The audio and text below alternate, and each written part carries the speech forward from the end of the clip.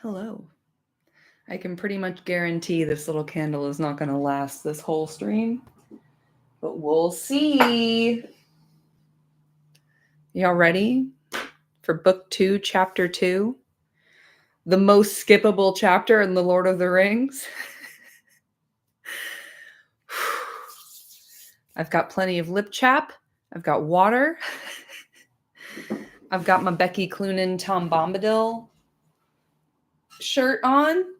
We're repping. I'm as ready as I'm ever going to be to do this. So, we're going to get to it shortly. Quick disclaimer here. I thought it would be a great idea to go wild swimming in Scotland in April in 12 degrees Celsius or 53 Fahrenheit water on Sunday. And on Monday, I had a really bad cold. Obviously, causation and correlation are not linked there. But yeah, long story short, I'm still trying to get my voice back. So I'm going to do the best I can today, as I always do. We're not going to half-ass two things. We're going to whole-ass one thing. And that one thing is book 2, chapter 2, the Council of Elrond. So let's get into it, hey? Fellowship of the Ring, book 2, chapter 2, the Council of Elrond. Next day, Frodo woke early, feeling refreshed and well. He walked along the terraces above the loud-flowing Bruinen and watched the pale, cool sun rise above the far mountains and shine down, slanting through the thin silver mist. The dew upon the yellow leaves was glimmering, and the woven nets of gossamer twinkled on every bush. Sam walked beside him, saying nothing but sniffing the air and looking every now and again with wonder in his eyes at the great heights in the east. The snow was white upon their peaks. On a seat cut in the stone beside a turn in the path, they came upon Gandalf and Bilbo, deep in talk. "Hello, good morning," said Bilbo. "Feel ready for the great council?" "I feel ready for anything," answered Frodo. "But most of all, I should like to go walking today and explore the valley. I should like to get into those pine woods up there." He pointed away, far up the side of Rivendell to the north. "You may have a chance later," said Gandalf, "but we cannot make any plans yet. There is much to hear and decide today." Just a very quick note here. I really like that Frodo's like, yeah, council, whatever. I want to go for a hike. That's adorable. Yes, what up, chat? Welcome in. I feel ready for anything. Let's continue. Suddenly, as they were talking, a single clear bell rang out. "That is the warning bell for the Council of Elrond," cried Gandalf. "Come along now. Both you and Bilbo are wanted." Frodo and Bilbo followed the wizard quickly along the winding path back to the house. Behind them, uninvited and for the moment forgotten, trotted Sam. Gandalf led them to the porch where Frodo had found his friends the evening before. The light of the clear autumn morning was now glowing in the valley. The noise of bubbling waters came up from the foaming riverbed. Birds were singing, and a wholesome peace lay on the land. To Frodo, his dangerous flight and the rumors of the darkness growing in the world outside already seemed only the memories of a troubled dream. But the faces that were turned to meet them as they entered were grave. Elrond was there, and several others were seated in silence about him. Frodo saw Glorfindel and Glowing, and in a corner alone Strider was sitting, clad in his old travel-worn clothes again. Elrond drew Frodo to a seat by his side and presented him to the company, saying, "Here, my friends, is the hobbit, Frodo, son of Drogo. Few have ever come hither through greater peril or on an errand more urgent." He then pointed out and named those whom Frodo had not met before. There was a younger dwarf at Glowing's side, his son Gimli. Beside Glorfindel, there were several other counselors of Elrond's household, of whom Arestor was the chief, and with him was Galdor, an elf from the Grey Havens who had come on an errand from Círdan the shipwright. There was also a strange elf clad in green and brown, Legolas, a messenger from his father Thranduil, the king of the elves of northern Mirkwood. And seated a little apart was a tall man with a fair and noble face, dark-haired and gray-eyed, proud and stern of glance. He was cloaked and booted as if for a journey on horseback, and indeed, though his garments were rich and his cloak was lined with fur, they were stained with long travel. He had a collar of silver in which a single white stone was set. His locks were shorn about his shoulders.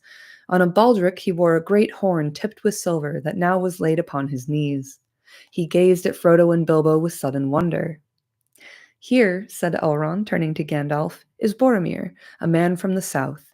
He arrived in the grey morning, and seeks for counsel. I have bidden him to be present, for here his questions will be answered."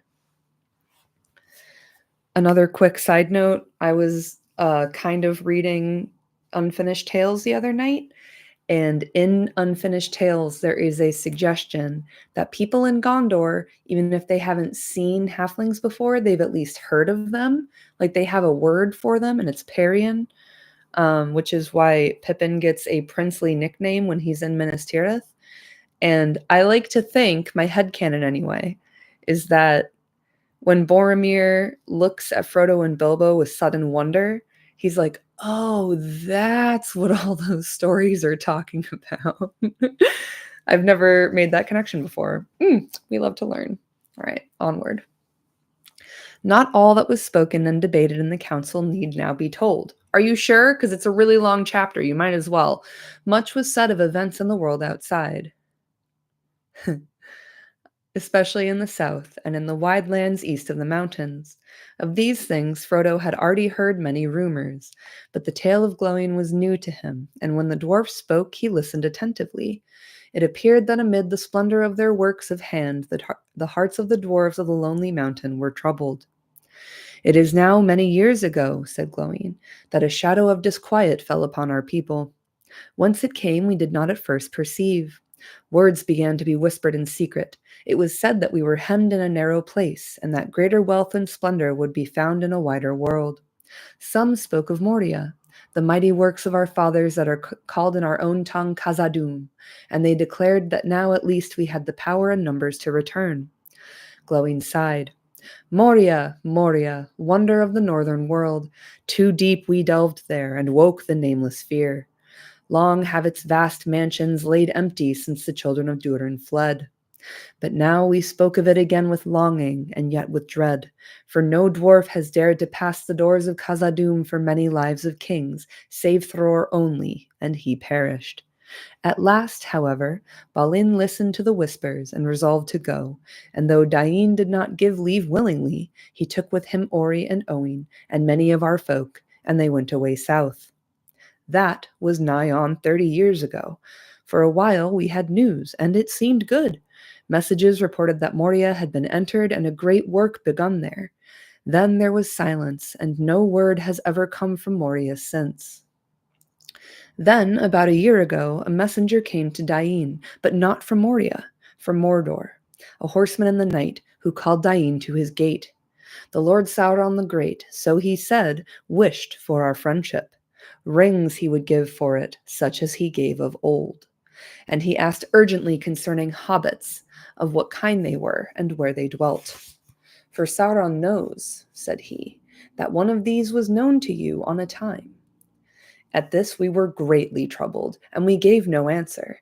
And then his fell voice was lowered, and he would have sweetened it if he could.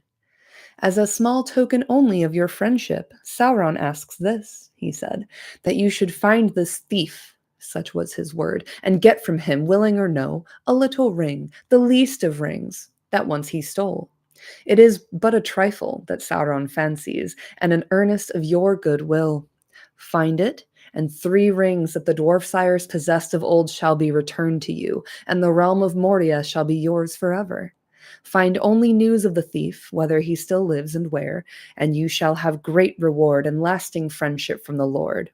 Refuse, and things will not seem so well. Do you refuse?" At that his breath came like the hiss of snakes, and all who stood by shuddered. But Dain said, "I say neither yea nor nay. I must consider this message and what it means under its fair cloak." "Consider well, but not too long," said he. "The time of my thought is my own to spend," answered Dain. "For the present," said he, and rode into the darkness. Heavy have the hearts of our chieftains been since that night.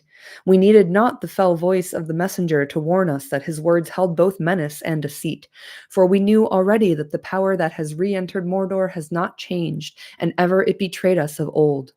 Twice the messenger has returned and has gone unanswered.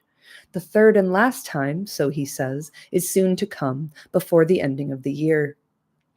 And so I have been sent at last by Dain to warn Bilbo that he is sought by the enemy, and to learn, if may be, why he desires this ring, this least of rings. Also we crave the advice of Elrond, for the shadow grows and draws nearer. We discover that messengers have come also to King Brandon Dale, and that he is afraid. We fear that he may yield.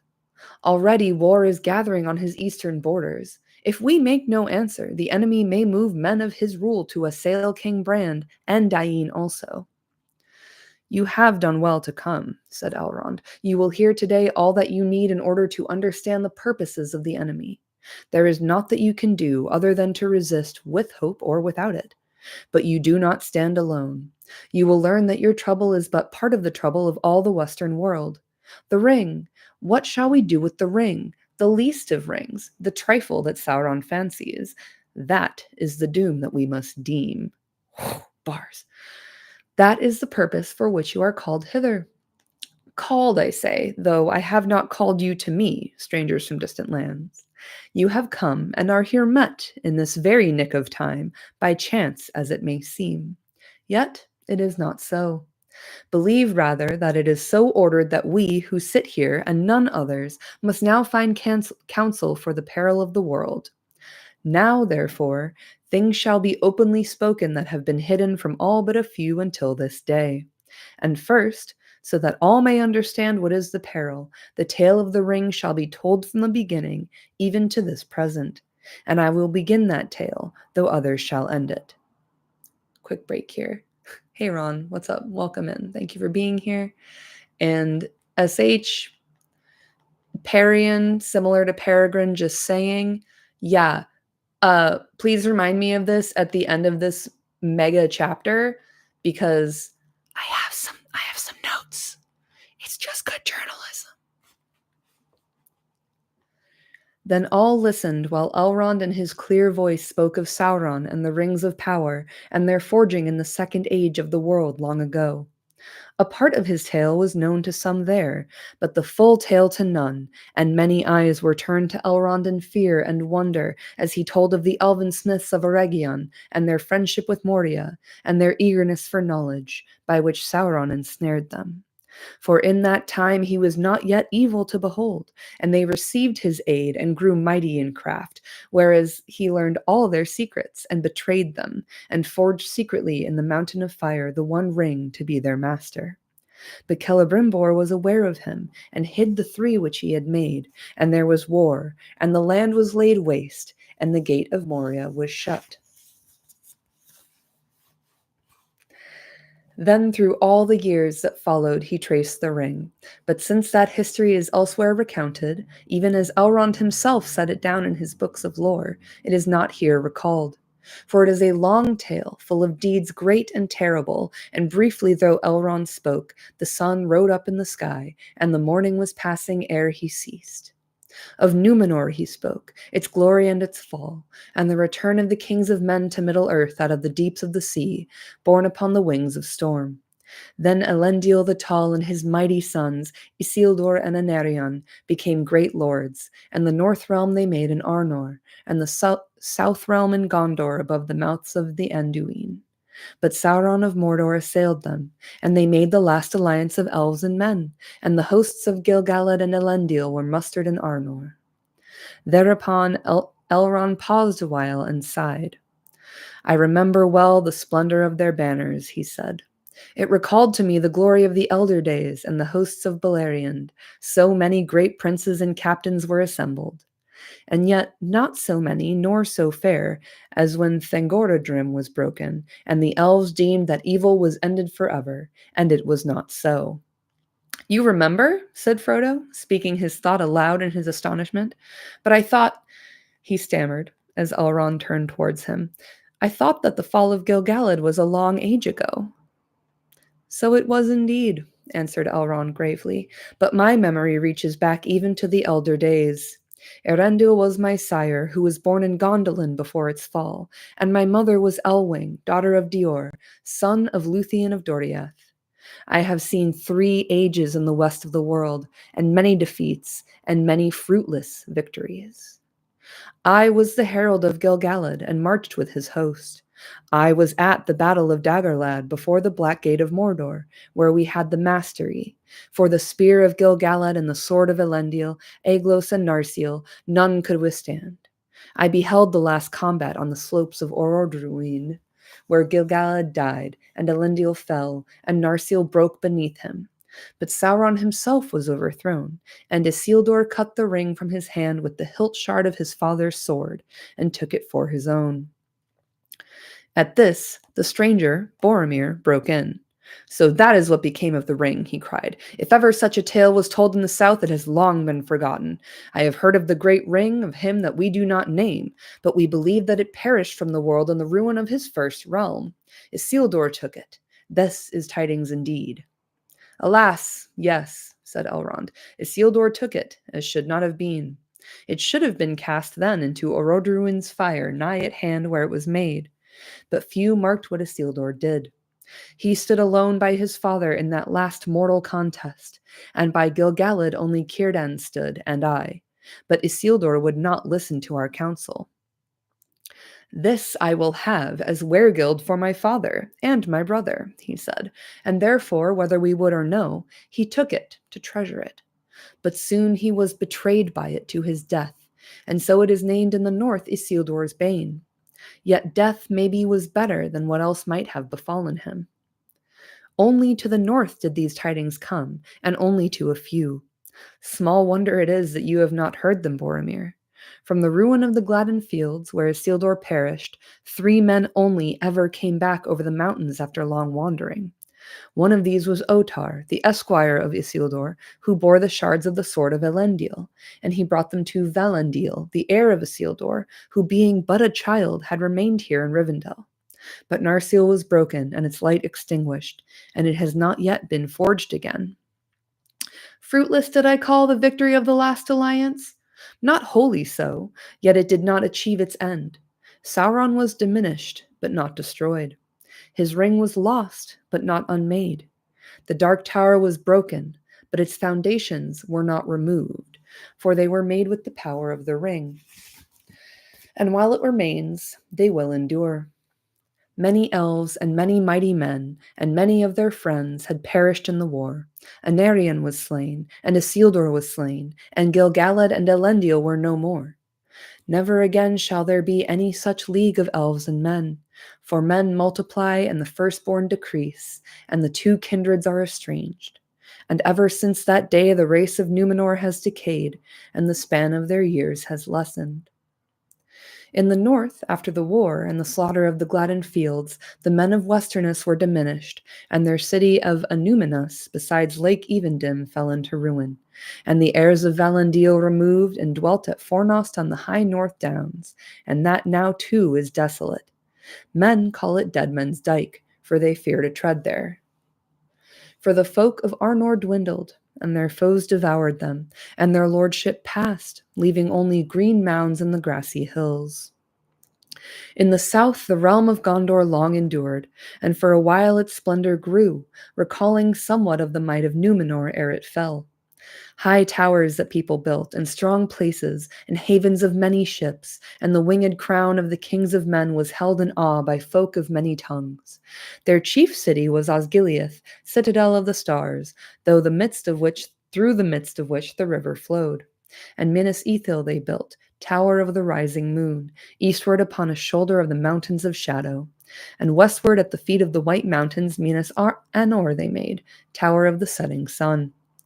There in the courts of the king grew a white tree, from the seed of that tree which Isildur brought over the deep waters, and the seed of that tree before came from Eresia, and before that out of the uttermost west in the day before days when the world was young. But in the wearing of the swift years of Middle-earth, the line of Meneldil, son of Anarion, failed, and the tree withered, and the blood of the Númenorians became mingled with that of lesser men. Then the watch upon the walls of Mordor slept, and dark things crept back to Gorgoroth. And on a time evil things came forth, and they took Minas Ithil and abode in it, and they made it into a place of dread, and it is called Minas Morgul, the Tower of Sorcery. Then Minas Anor was named a new Minas Tirith, the Tower of Guard, and these two cities were ever at war, but Osgiliath, which lay between, was deserted, and in its ruins shadows walked. So it has been for many lives of men.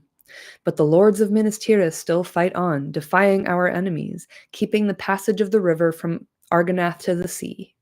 And now that part of the tale that I shall tell is drawn to its close. For in the days of Isildur, the ruling ring passed out of all knowledge, and the three were released from its dominion. But now, in this latter day, they are in peril once more, for to our sorrow the one has been found. Others shall speak of its finding, for in that I played a small part. Taking a quick break here, because chat's lighten up. Otaris, I love how unsubtle the messenger of Sauron the Deceiver is. Sauron's like, okay, but be careful that they don't realize that the ring is awesome. And then the messenger is like, don't worry, I've got this. Sauron only desires the crappiest, most trifling of rings. It sucks. He doesn't even want it. He's basically doing you a favor. It smells bad. Like, yeah, 100%. He's like, don't even worry about it. It's just like the little like shitty one, like that one, the ring pop. That's the one he wants. Yeah, the one that's covered in lint. It's got like a button attached to it. That one. Have you seen it? You seen it anywhere? I'm going to come back 2 more times to ask about it, but it's really not a big deal. But if you have seen it, here's my name and number. Here's my business card. Like, it's so funny. Like, Sauron really does think everyone else is a fucking idiot, huh? I also, like, I love that Tolkien gets to be like, hey, have you guys read the Silmarillion in this chapter? Like, now that I've done more research about like Tolkien's writing process throughout Lord of the Rings, it becomes more and more clear every time I read this book that he really was just like, God damn it, I'll just like get this out of the way so I could work on the Silmarillion. Like, it's very charming. Yeah, I can hear a lot of Tolkien speaking through Elrond in this one. And like the high tone of how Elrond speaks is very satisfying to read. Anyway, I'll keep going. This whole chapter details how Sauron completely lacks chill. Yeah. Sauron is like he doesn't know how to be cool for even 1 second. Like, go get my ring, please. Oh, they lost it. Okay, tell them to find it. And I know that a little thief stole it, and I have the weird little guy that he stole it from. Like, come on, bud. You got to relax. You're being like way too it's like when you're trying to buy weed and the weed man won't call you back. That's the level of desperation that Sauron is demonstrating here. It's upsetting. All of his friends are like, dude, relax. All right, I'm going to keep going. He ceased, but at once Boromir stood up, tall and proud, before them. Give me leave, Master Elrond, said he, first to say more of Gondor, for verily from the land of Gondor I am come. And it would be well for all to know what passes there. For few, I deem, know of our deeds, and therefore guess little of their peril, if we should fail at last. Believe not that in the land of Gondor the blood of Numenor is spent, nor all its pride and dignity forgotten. By our valor the wild folk of the east are still restrained, and the terror of Morgul kept at bay, and thus alone are peace and freedom maintained in the lands behind us, bulwark of the west. But if the passages of the river should be won, what then? Yet that hour, maybe, is not now far away. The nameless enemy has arisen again. Smoke rises once more from Orodruin that we call Mount Doom. The power of the Black Land grows, and we are hard beset. When the enemy returned, our folk were driven from Ithilien, our fair domain east of the river, though we kept a foothold there in strength of arms. But this very year, in the days of June, sudden war came upon us out of Mordor, and we were swept away. We were outnumbered, for Mordor has allied itself with the Easterlings and the cruel Haradrim, but it was not by numbers that we were defeated. A power was there that we have not felt before. Some said that it could be seen, like a great black horseman, a dark shadow under the moon. Wherever he came, a madness filled our foes, but fear fell on our boldest, so that horse and man gave way and fled. Only a remnant of our eastern force came back, destroying the last bridge that still stood amidst the ruins of Osgiliath. I was in the company that held the bridge until it was cast down behind us. 4 only were saved by swimming, my brother and myself, and 2 others. But still we fight on, holding all the west shores of Anduin, and those who shelter behind us give us praise, if ever they hear our name. Much praise, but little help. Only from Rohan now will any men ride to us when we call. In this evil hour I have come on an errand over many dangerous leagues to Elrond. 110 days I have journeyed all alone. Oh my God. But I do not seek allies in war. The might of Elrond is in wisdom, not in weapons, it is said. I come to ask for counsel and the unraveling of hard words. For on the eve of the sudden assault, a dream came to my brother in a troubled sleep, and afterward a like dream came oft to him again, and once to me. In that dream, I thought the eastern sky grew dark and there was a growing thunder. But in the west, a pale light lingered, and out of it I heard a voice, remote but clear, crying, "Seek for the sword that was broken. In Imladris it dwells. There shall be counsels taken, stronger than Morgul spells. There shall be shown a token that doom is near at hand. For Isildur's bane shall waken, and the halfling forth shall stand." Okay. I guess anything can be a poem. Of these words we could understand little, and we spoke to our father, Denethor, Lord of Minas Tirith, wise in the lore of Gondor. This only would he say, that Imladris was of old the name among the elves of a far northern dale, where Elrond the half-elven dwelt, greatest of lore masters. Therefore my brother, seeing how desperate was our need, was eager to heed the dream and seek for Imladris.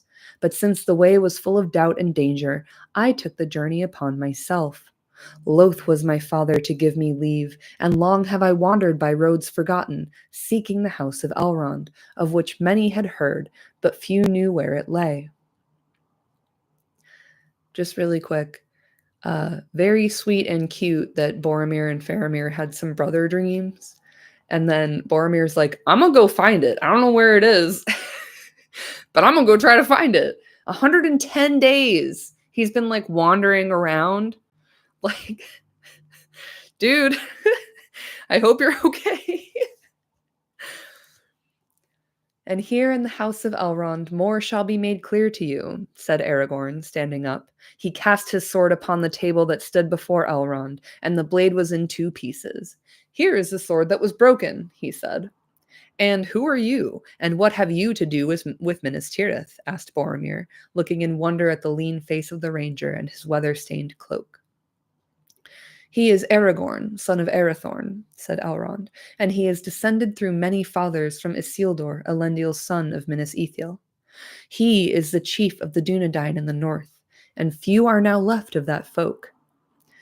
Then it belongs to you, and not to me at all, cried Frodo in amazement, springing to his feet, as if he expected the ring to be demanded at once.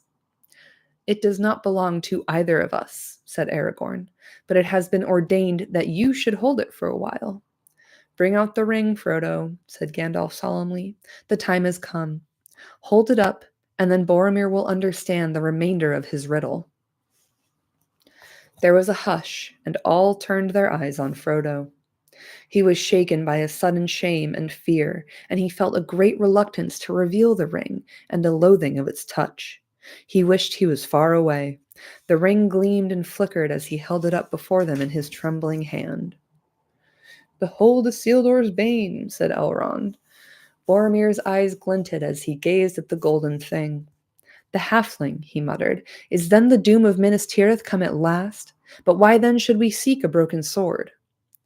The words were not the doom of Minas Tirith, said Aragorn, but doom and great deeds are indeed at hand. For the sword that was broken is the sword of Elendil that broke beneath him when he fell. It has been treasured by his heirs when all other heirlooms were lost. For it was spoken of old among us that it should be made again when the ring, Isildur's bane, was found. Now you have seen the sword that you have sought. Now you have seen the sword that you have sought, what would you ask? Do you wish for the House of Elendil to return to the land of Gondor? I was not sent to beg any boon, but to seek only the meaning of a riddle, answered Boromir proudly. Yet we are hard pressed, and the sword of Elendil would be a help beyond our hope, if such a thing could indeed return out of the shadows of the past. He looked again at Aragorn, and doubt was in his eyes. Frodo felt Bilbo stir impatiently at his side. Evidently, he was annoyed on his friend's behalf. Standing suddenly up, he burst out, All that is gold does not glitter. Not all those who wander are lost. The old that is strong does not wither. Deep roots are not reached by the frost. From the ashes a fire shall be woken. A light from the shadows shall spring. Renewed shall be blade that was broken. The crownless again shall be king. Not very good, perhaps, but to the point, if you need more beyond the word of Elrond. If that was worth a journey of 110 days to hear, you had best listen to it. He sat down with a snort. Like, Bilbo's just full of fucking attitude, honestly. I love it. He's like, I'm gonna get him telt, hang on, and just like screams poetry at him. What a dork. I love him so much. I made that up myself, he whispered to Frodo, for the Dunedain a long time ago when he first told me about himself. I almost wish that my adventures were not over and that I could go with him when his day comes. I'm sorry. Bilbo's just like so self-aggrandizing. It's so funny to me. Like, oh, you like that? I made that up. Oh, precious. All right. Oh. Aragorn smiled at him. And then and then he turned to Boromir again. Chat, yes, exactly. Bilbo pulling focus again. Yeah, I am feel uncomfortable when we are not about me. That's Bilbo. All right. Excuse me. Aragorn smiled at him. Then he turned to Boromir again. For my part, I forgive your doubt, he said. Little do I resemble the figures of Elendil and Isildur as they stand carven in their majesty in the halls of Denethor. I am but the heir of Isildur, not Isildur himself. I have had a hard life and a long, and the leagues that lie between here and Gondor are a small part in the count of my journeys. I have crossed many mountains and many rivers, and trodden many plains, even into the far countries of Rhûn and Harad, where the stars are strange. But my home, such as I have, is in the north. For here the heirs of Valandil have ever dwelt in long line unbroken from father unto son for many generations.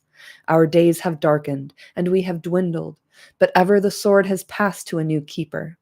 And this I will say to you, Boromir, ere I end.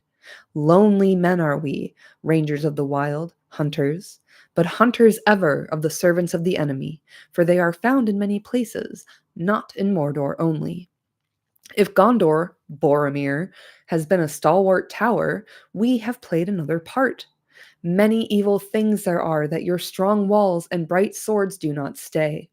You know little of the lands beyond your bounds. Peace and freedom, do you say? The North would have known them little but for us. Fear would have destroyed them. But when dark things came from the houseless hills or creep from sunless woods, they fly from us. Oh, I read that wrong, sorry.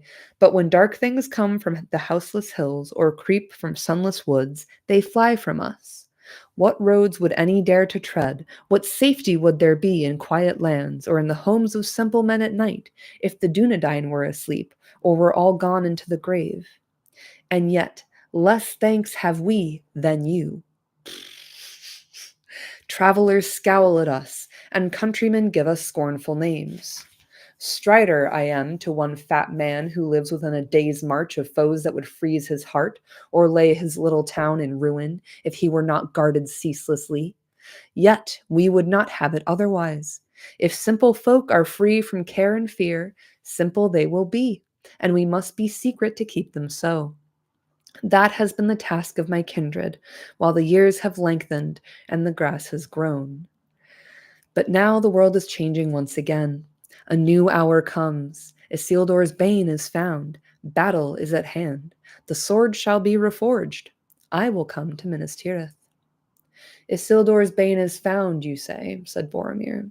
I have seen a bright ring in the halfling's hand, but Isildur perished ere this age of the world began, they say. How do the wise know that this ring is his? And how has it passed down the years until it is brought hither by so strange a messenger? That shall be told, said Elrond.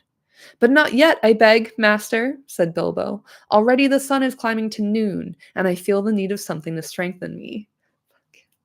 I had not named you, said Elrond, smiling, but I do so now. Come, tell us your tale, and if you've not yet cast your story into verse, you may tell it in plain words. Oh my fucking god. The briefer, the sooner you shall be refreshed. Very well, said Bilbo. I will do as you bid. But I will now tell the true story, and if some here have heard me tell it otherwise, he looked sidelong at Glowing, I ask them to forget it and forgive me. Whew.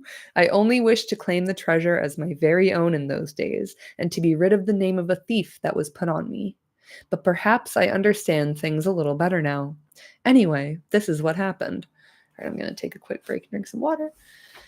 Chat, Otaris, I've traveled far and seen many fields, slept in sunless woods, and basically, Boromir, what I'm saying is at least it didn't take me 110 days to get here. Exactly. Aragorn's like, yo, you want to talk about wandering? You want to talk about being lonely? You want to talk about being tired and hungry? Bud, you don't know shit about fuck. And then fucking Elrond roasting Bilbo alive. Oh my god. Bilbo's like, yo, are we going to be having lunch though? And Elrond's like, nobody said anything about you, but if you want to talk, go ahead. And I would appreciate if you spoke plainly and didn't subject us to hours of your poems, my dude. Like, oh god, he's like, the faster you tell the story, the faster you can go eat lunch. Get him. Got his ass. Hurt his feelings. Oh my god. Oh, it's so good. Fuck. Woo. Elrond implying Bilbo is food motivated like a Labrador. Yes. Straight up he is. It's a very Pavlovian thing for hobbits, I think. All right.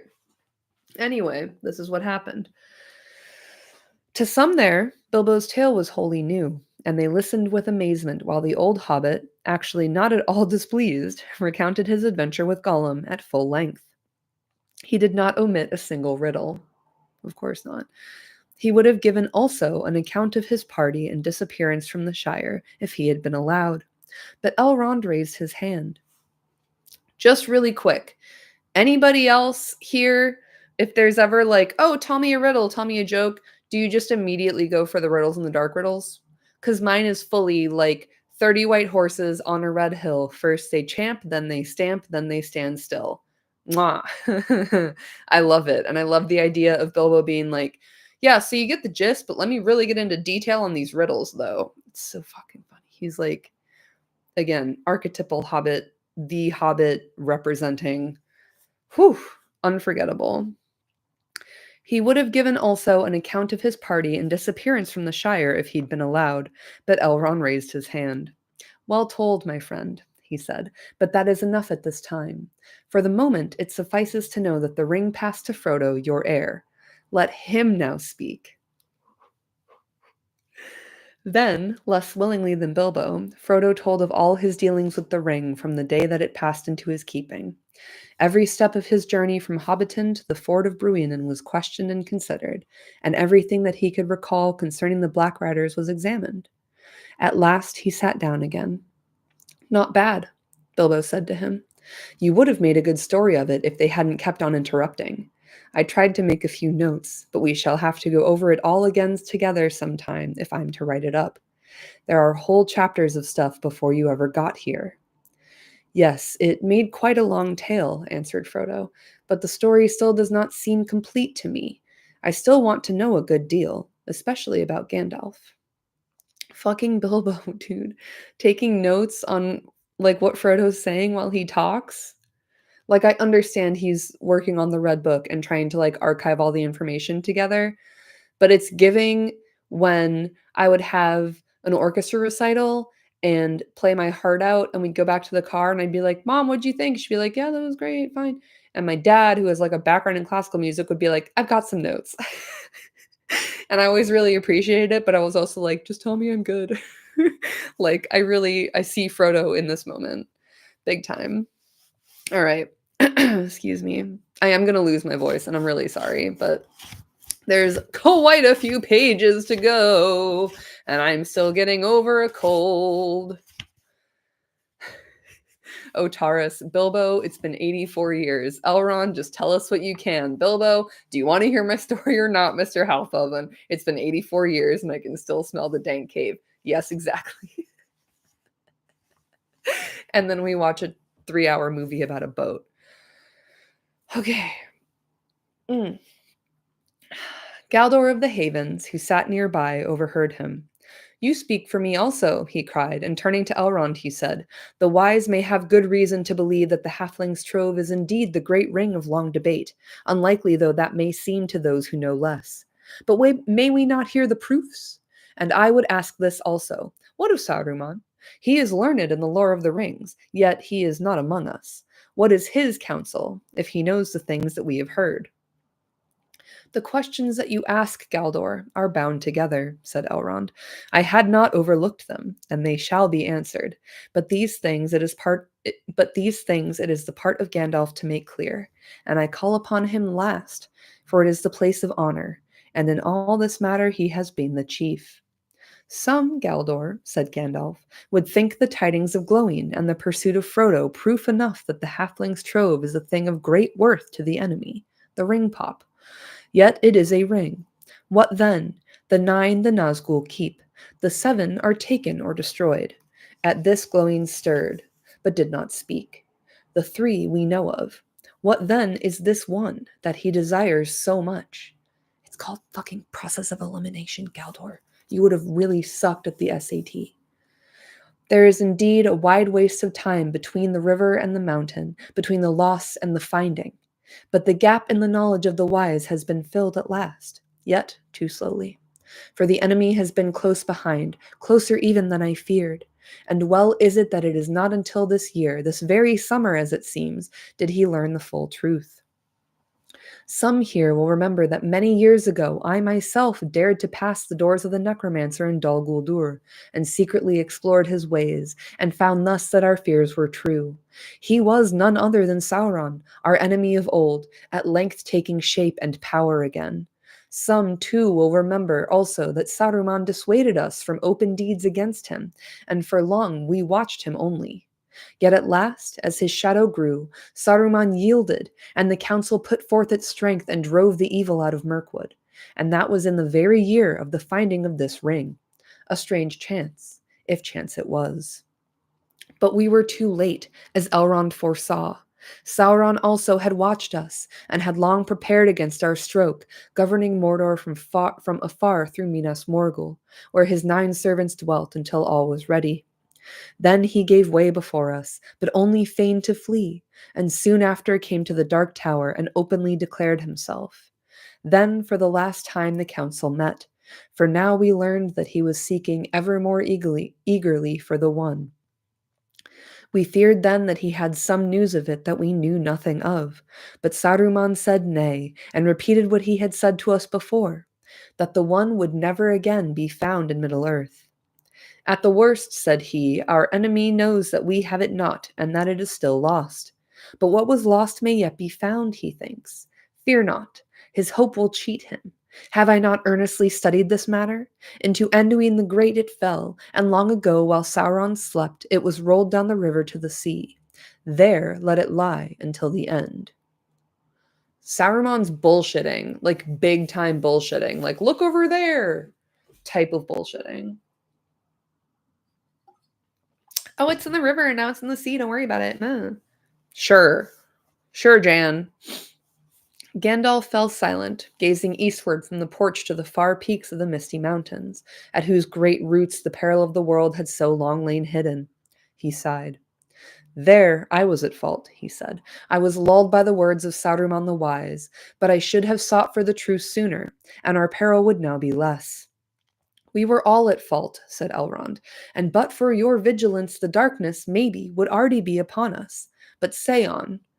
From the first, my heart misgave me against all reason that I knew, said Gandalf, and I desired to know how this thing came to Gollum, and how long he had possessed it.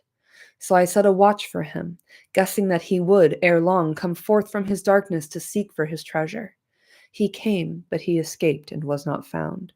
And then, alas, I let the matter rest, watching and waiting only, as we have too often done. As we have too often done.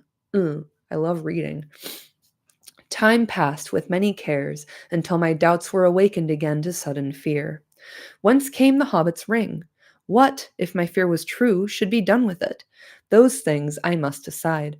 But I spoke yet of my dread to none, knowing the peril of an untimely whisper if it went astray. In all the long wars with the Dark Tower, treason has ever been our greatest foe. That was 17 years ago. Soon I became aware that spies of many sorts, even beasts and birds, were gathered round the Shire, and my fear grew. I called for the help of the Dunedain, and their watch was doubled, and I opened my heart to Aragorn, the heir of Isildur. Oh. And I, said Aragorn, counseled that we should hunt for Gollum, too late though it may seem. And since it seemed fit that Isildur's heir should labor to repair Isildur's fault, I went with Gandalf on the long and hopeless search. Then Gandalf told how they had explored the whole length of Wilderland, down even to the mountains of shadow and the fences of Mordor. There we had rumor of him, and we guessed that he dwelt there long in the dark hills. But we never found him, and at last I despaired. And then, in my despair, I thought again of a test that might make the finding of Gollum unneeded. The ring itself might tell if it were the one. The memory of words of the council came back to me, words of Saruman, half heeded at the time. I heard them now clearly in my heart. The 9, the 7, and the 3, he said, had each their proper gem. Not so the one. It was round and unadorned, as it were one of the lesser rings. But its maker set marks upon it that the skilled, maybe, could still see and read. What those marks were, he had not said. Who now would know? The maker. And Saruman? But great though his lore may be, it must have a source. What hand gave Sauron's ever held this thing? What hand, save Sauron's, ever held this thing ere it was lost? The hand of Isildur alone. With that thought, I forsook the chase and passed swiftly to Gondor. In former days, the members of my order had been well received there, but Saruman most of all. Often he had been for long the guest of the lords of the city. Less welcome did the Lord Denethor show me then than of old, and grudgingly he permitted me to search among his hoarded scrolls and books. If indeed you look only, as you say, for records of ancient days and the beginnings of the city, read on, he said. For to me what was is less dark than what is to come, and that is my care. But unless you have more skill even than Saruman, who has studied here long, you will find naught that is not well known to me, who am master of the lore of the city. Essentially, Denethor is just saying, like, you might as well just ask me because I already know. Okay. So said Denethor, and yet there lie in his hoards many records that few now can read, even of the lore masters, for their scripts and tongues have become dark to later men.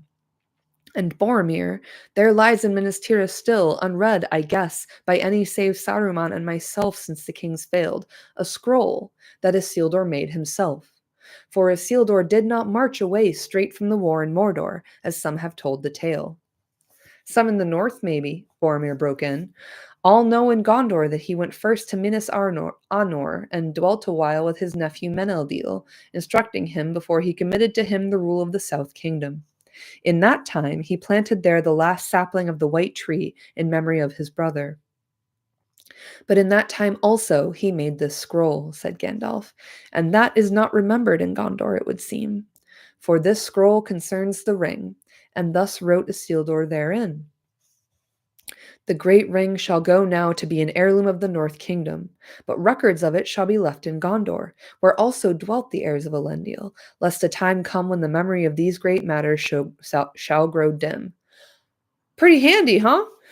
And after these words, Isildur described the ring such as he found it. It was hot when I first took it, hot as a gleed, and my hand was scorched, so that I doubt if ever again I shall be free of the pain of it. Yet even as I write it is cooled, and it seemeth to shrink, though it loseth neither its beauty nor its shape. Already the writing upon it, which at first was clear as red flame, fadeth, and is now only barely to be read. It is fashioned in an elven script of Eregion, for they have no letters in Mordor for such subtle work. But the language is unknown to me. I deem it to be a tongue of the Black Land, since it is foul and uncouth.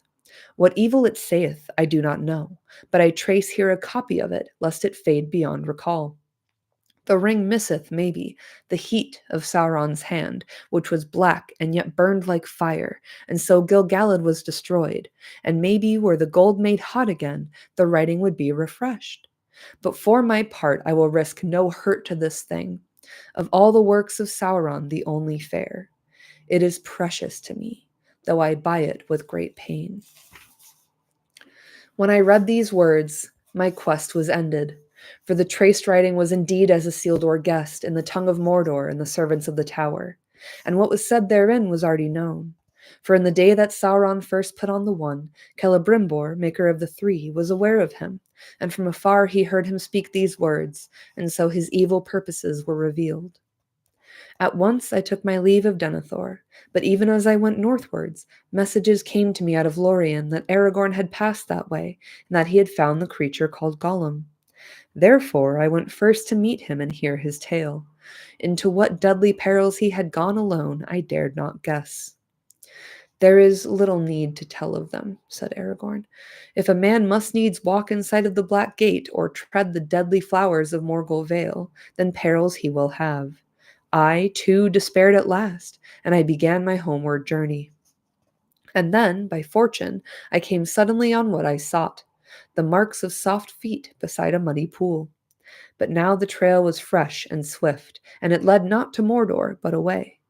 Along the skirts of the dead marshes I followed it, and then I had him, lurking by a stagnant mere, peering in the water as the dark eve fell. I caught him, Gollum.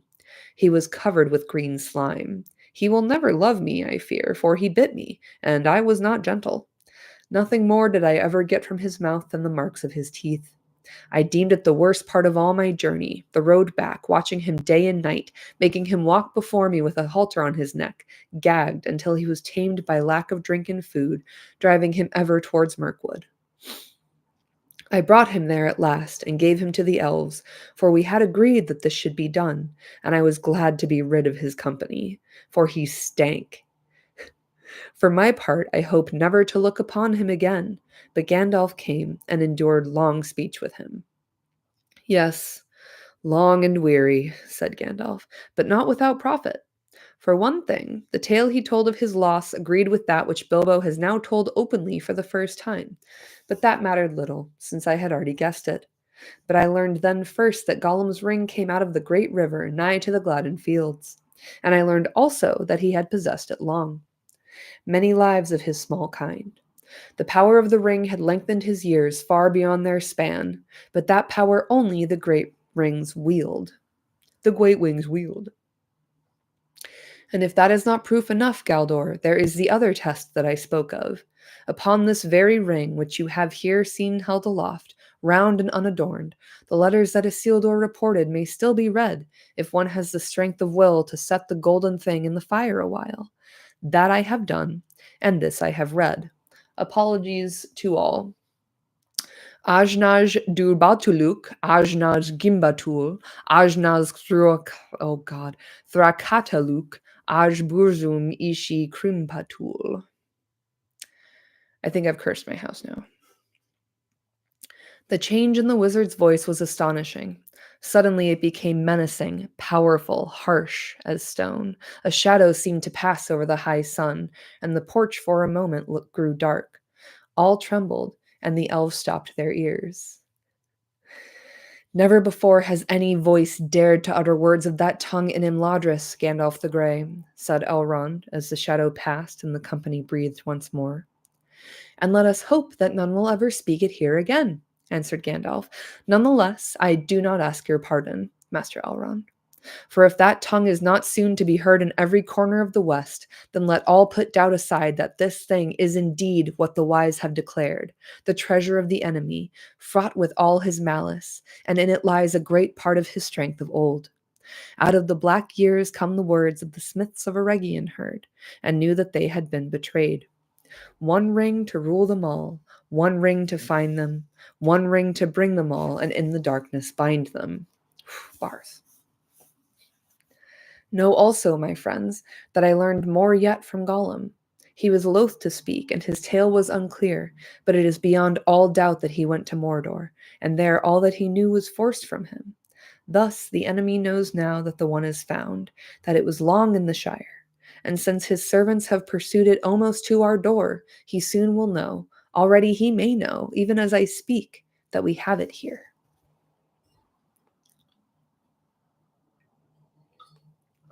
I'm sorry, y'all. I can hear how nasally my voice is, so I'm sorry. Chat, I want to say something clever, but Saruman just sucks. Yes. Yes, he does. Another unsubtle guy trying to be subtle. And then Otara seemeth, looketh, saith, weareth. Isildur adding F to everything to try and sound profound. Yeah, we know he wasn't the smartest, so he really has to put on airs, I think. Buy it, break it, fix it, bend it. Now I need to go listen to Daft Punk later. All right. I've got 20 pages left. Y'all with me? Let's go. All sat silent for a while, until at length Boromir spoke. He is a small thing, you say, this Gollum. Small, but great in mischief. What became of him? To what doom did you put him? He is in prison, but no worse, said Aragorn. He had suffered much. There is no doubt that he was tormented, and the fear of Sauron lies black on his heart. Still I, for one, am glad that he is safely kept by the watchful elves of Mirkwood. His malice is great, and gives him a strength hardly to be believed in some... His malice is great, and gives him a strength hardly to be believed in one so lean and withered. He could work much mischief still if he were free, and I do not doubt that he was allowed to leave Mordor on some evil errand. Alas, alas, cried Legolas, and in his fair elvish face there was great distress. The tidings that I was sent to bring must now be told. They are not good, but only here have I learned how evil they may seem to this company. Smeagol, who is called Gollum, has escaped. Escaped? Cried Aragorn. That is ill news indeed. We shall all rue it bitterly, I fear. How came the folk of Thranduil to fail in their trust? How did you guys fuck this up so bad? Not through lack of watchfulness, said Legolas, but perhaps through over-kindliness. And we fear that the prisoner has had aid from others, and that more is known of our doings than we would wish. We guarded this creature day and night at Gandalf's bidding, much though we wearied of the task. But Gandalf bade us hope still for his cure, and we had not the heart to keep him ever in dungeons under the earth, where he would fall back into his old black thoughts. You were less tender to me, said Glowing, with a flash of his eyes, as old memories were stirred of his imprisonment in the deep places of the Elven King's halls. Now come, said Gandalf, pray do not interrupt, my good Glowing. That was a regrettable misunderstanding, long set right. If all the grievances that stand between elves and dwarves are to be brought up here, we may as well abandon this council. Stay on task. Glowing rose and bowed, and Legolas continued. In the days of fair weather, we led Gollum through the woods, and there was a high tree standing alone far from the others which he liked to climb. Often we let him mount up to the highest branches until he felt the free wind, but we set a guard at the tree's foot. One day, he refused to come down, and the guards had no mind to climb after him. He had learned the trick of clinging to boughs with his feet as well as with his hands, so that they sat by the tree far into the night. It was that very night of summer, yet moonless and starless, that orcs came on us, at unawares. We drove them off after some time. They were many and fierce, but they came from over the mountains and were unused to the woods. When the battle was over, we found that Gollum was gone, and his guards were slain or taken. It then seemed plain to us that the attack had been made for his rescue, and that he knew of it beforehand. How that was contrived we cannot guess, But Gollum is cunning, and the spies of the enemy are many. The dark things that were driven out in the year of the dragon's fall have returned in greater numbers, and Mirkwood is again an evil place, save where our realm is maintained. We have failed to recapture Gollum. We came on his trail among those of many orcs, and it plunged deep into the forest going south. But ere long it escaped our skill, and we dared not continue the hunt, for we were drawing nigh to Dol Guldur, and that is still a very evil place. We do not go that way. Well, well, he is gone, said Gandalf. We have no time to seek for him again. He must do what he will, but he may play a part yet that neither he nor Sauron have foreseen. And now I will answer Galdor's other questions. What of Saruman? What are his counsels to us in this need? This tale I must tell in full, for only Elrond has heard it yet, and that in brief. But it will bear on all that we must resolve. It is the last chapter in the Tale of the Ring, so far as it has yet gone. Thank fuck. At the end of June, I was in the Shire, but a cloud of anxiety was on my mind, and I rode to the southern borders of the little land, for I had a foreboding of some danger, still hidden from me but drawing near. There, messages reached me telling me of war and defeat in Gondor, and when I heard of the Black Shadow, a chill smote my heart. But I found nothing save a few fugitives from the south, yet it seemed to me that on them sat a fear of which they would not speak. I turned then east and north and journeyed along the Greenway, and not far from Bree I came upon a traveler sitting on a bank beside the road with his grazing horse beside him. It was Radagast the Brown, who at one time dwelt at Roscabel, near the borders of Mirkwood. He is one of my order, but I had not seen him for many a year. Gandalf, he cried, I was seeking you, but I am a stranger in these parts. All I knew was that you might be found in a wild region with the uncouth name of Shire. Your information was correct, I said, but do not put it that way if you meet any of the inhabitants. You are near the borders of the Shire now. And what do you want with me? It must be pressing. You were never a traveler, unless driven by great need. I have an urgent errand, he said. My news is evil. Then he looked about him, as if the hedges might have ears. Nazgul, he whispered, the Nine are abroad again. They have crossed the river secretly and are moving westward. They have taken the guise of riders in black. I knew then what I had dreaded without knowing it. The enemy must have some great need or purpose, said Radagast, but what it is that makes him look to these distant and desolate parts I cannot guess. What do you mean? Said I. I have been told that wherever they go, the riders ask for news of a land called Shire. The Shire, I said, but my heart sank, for even the wise might fear to withstand the Nine when they are gathered together under their fell chieftain. A great king and sorcerer he was of old, and now he wields a deadly fear. Who told you, and who sent you? I asked. Saruman the White, answered Radagast, and he told me to say that if you feel the need, he will help, but you must seek his aid at once, or it will be too late. And that message brought me hope, for Saruman the White is the greatest of my order. Radagast is, of course, a worthy wizard, a master of shapes and changes of hue, and he has much lore of herbs and beasts, and birds are especially his friends. But Saruman has long studied the arts of the enemy himself, and thus we have often been able to forestall him. It was by the devices of Saruman that we drove him from Dol Guldur. It might be that he had found some weapons that would drive back the Nine. I will go to Saruman, I said. Then you must go now, said Radagast, for I have wasted time in looking for you, and the days are running short. I was told to find you before midsummer, and that is now here. Even if you set out from this spot, you will hardly reach him before the Nine discover the land that they seek. I myself shall turn back at once. And with that he mounted and would have ridden straight off. Stay a moment, I said. We shall need your help, and the help of all things that will give it. Send out messages to all the beasts and birds that are your friends. Tell them to bring news of anything that bears on this matter to Saruman and Gandalf. Let messages be sent to Orthanc. I will do that, he said, and rode off as if the Nine were after him. Chat. Alas, we let Gollum off lead and the predictable conclusion happened. Yeah, my dude bolted at the first opportunity. Oh, he wanted to go climb his tree. Come on, get out of here. All right, we're getting there, fam.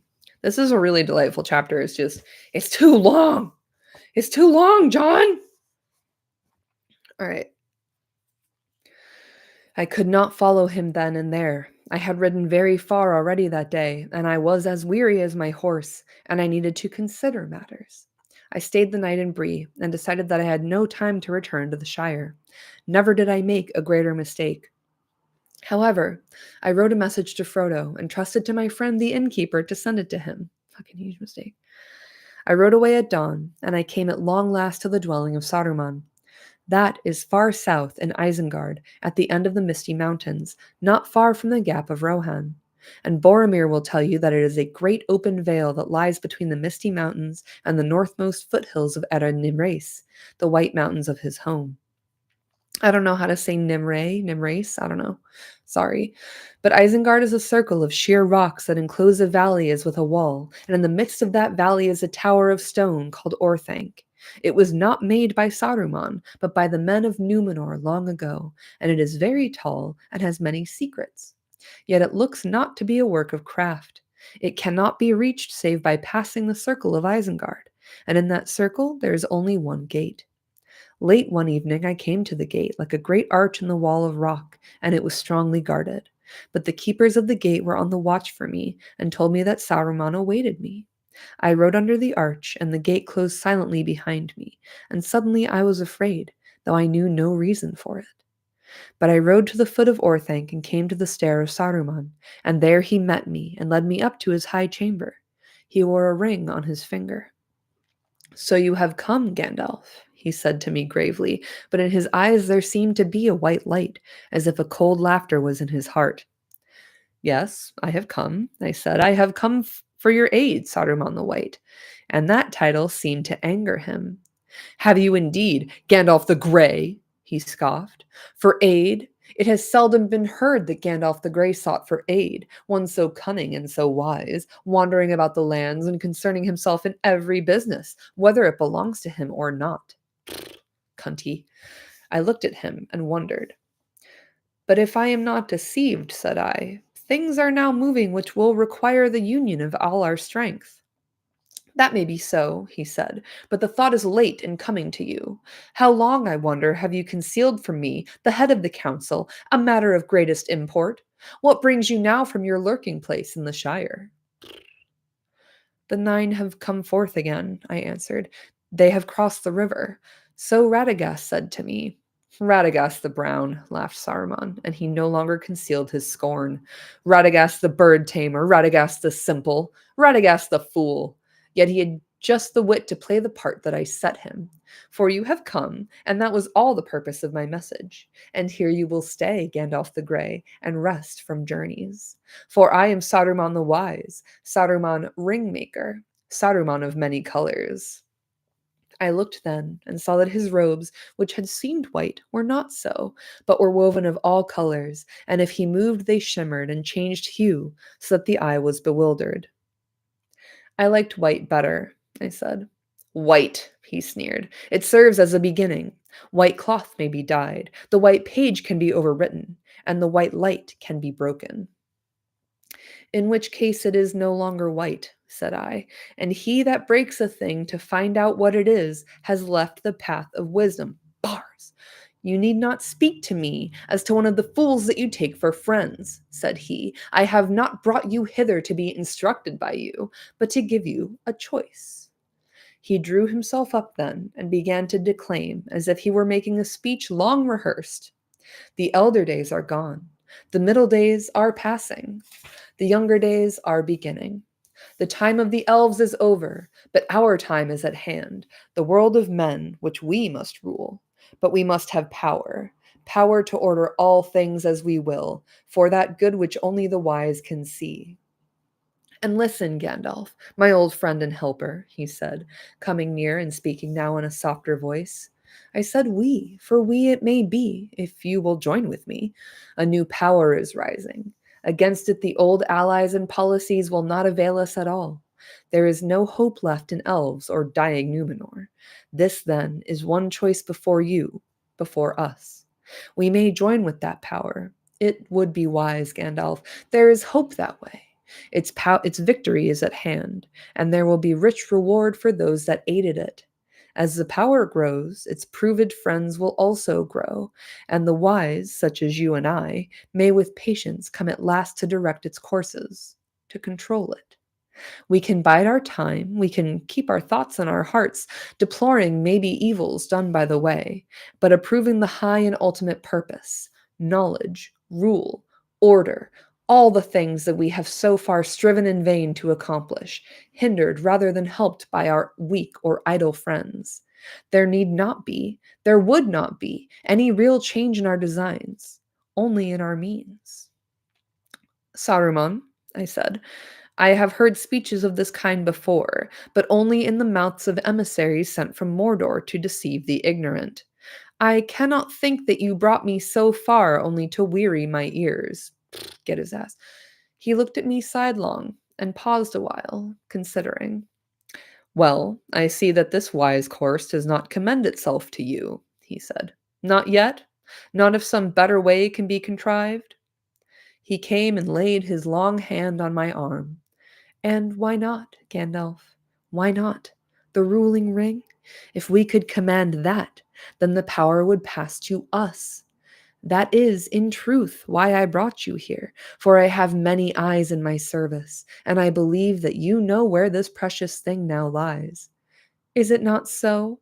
Or why do the Nine ask for the Shire, and what is your business there? As he said this, a lust which he could not conceal shone suddenly in his eyes.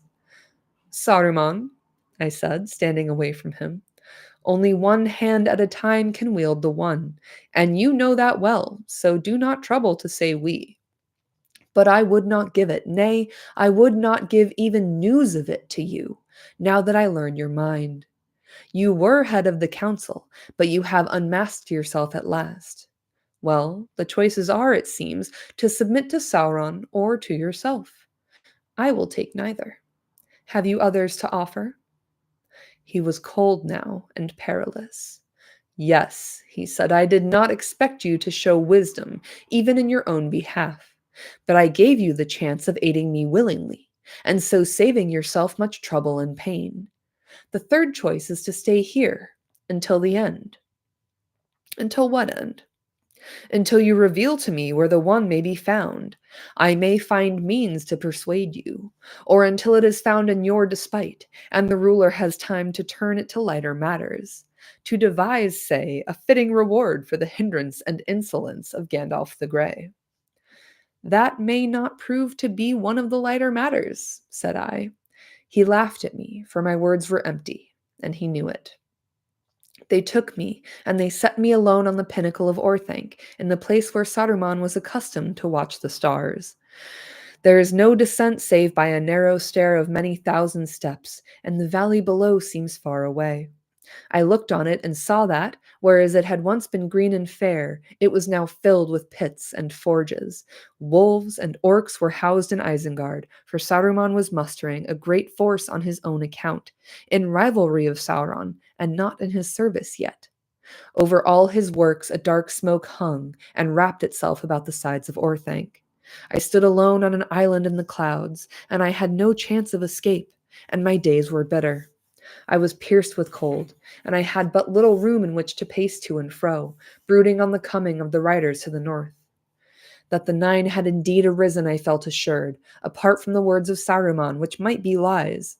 Long ere I came to Isengard I had heard tidings by the way that could not be mistaken. Fear was ever in my heart for my friends in the Shire, but still I had some hope. I hoped that Frodo had set forth at once, as my letter had urged, and that he had reached Rivendell before the deadly pursuit began, and both my fear and my hope proved ill-founded. For my hope was founded on a fat man in Bree, and my fear was founded on the cunning of Sauron. But fat men who sell ale have many calls to answer, and the power of Sauron is still less than fear makes it. But in the circle of Isengard, trapped and alone, it was not easy to think that the hunters before whom all have fled or fallen would falter in the Shire far away. I saw you, cried Frodo. You were walking backwards and forwards. The moon shone in your hair. Gandalf paused, astonished, and looked at him. "It was only a dream," said Frodo, "but it suddenly came back to me. I had quite forgotten it. It came some time ago, after I left the Shire, I think."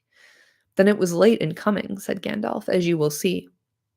I was in an evil plight, and those who know me will agree that I have seldom been in such need, and do not bear such misfortune well. Gandalf the Grey caught like a fly in a spider's treacherous web. Yet even the most subtle spiders may leave a weak thread. At first I feared, as Saruman no doubt intended, that Radagast had also fallen.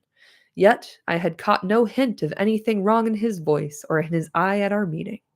If I had, I should never have gone to Isengard, or I should have gone more warily.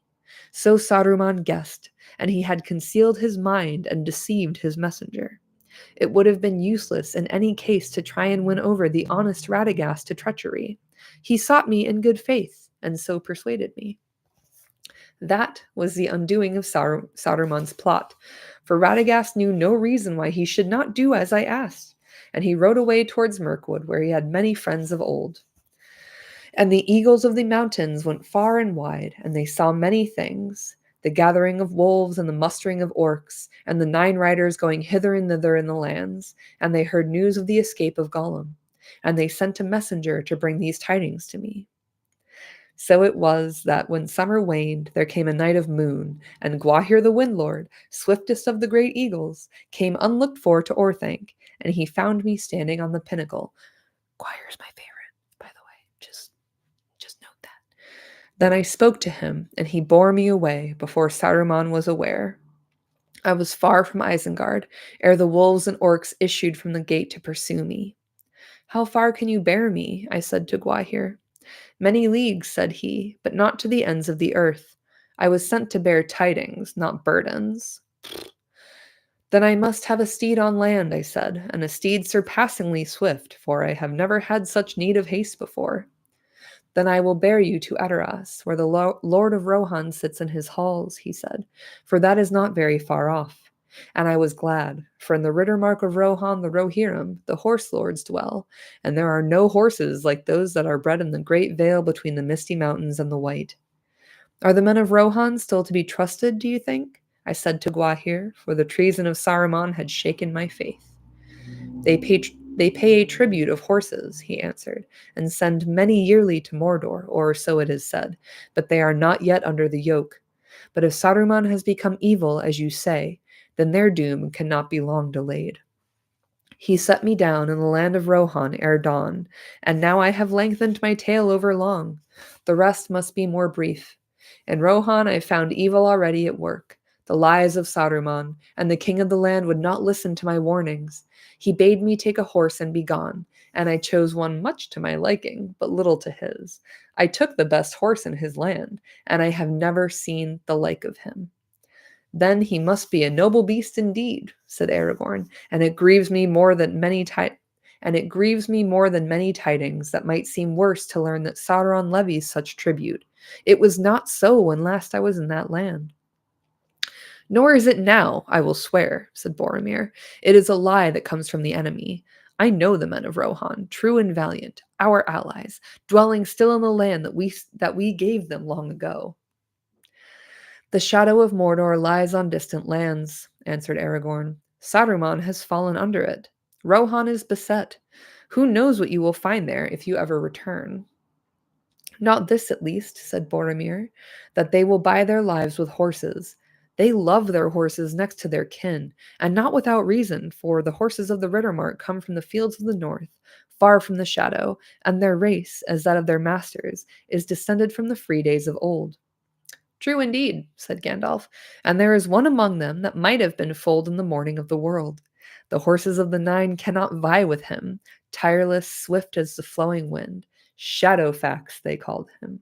By day his coat glistens like silver, and by night it is like a shade, and he passes unseen. Light is his footfall. Never before had any man mounted him, but I took him, and I tamed him, and so speedily he bore me that I reached the Shire when Frodo was on the Barrow Downs, though I set out from Rohan only when he set out from Hobbiton. But fear grew in me as I rode. Ever as I came north I heard tidings of the riders, and though I gained on them day by day, they were ever before me. They had divided their forces, I learned. Some remained on the eastern borders, not far from the Greenway, and some invaded the Shire from the south. I came to Hobbiton, and Frodo had gone, but had words with old Gamgee. Many words and few to the point. He had much to say about the shortcomings of the new owners of Bag End. I love that we're getting Shire news in the council right now. I can't abide changes, said he, not at my time of life, and least of all changes for the worst. Changes for the worst, he repeated many times. Worst is a bad word, I said to him, and I hope you do not live to see it. But amidst his talk, I gathered at last that Frodo had left Hobbiton less than a week before, and that a black horseman had come to the hill the same evening. Then I rode on in fear. I came to Buckland and found it in an uproar, as busy as a hive of ants that has been stirred with a stick. I came to the house at Crickhollow, and it was broken open and empty, but on the threshold there lay a cloak that had been Frodo's. Then for a while hope left me, and I did not wait to gather news, or I might have been comforted, but I rode on the trail of the riders. It was hard to follow, for it went many ways, and I was at a loss. But it seemed to me that one or two had ridden towards Bree, and that way I went, for I thought of words that might be said to the innkeeper. Butterbur, they call him, thought I. If this delay was his fault, I will melt all the butter in him. I will roast the old fool over a slow fire. He expected no less, and when he saw my face, he fell down flat and began to melt on the spot.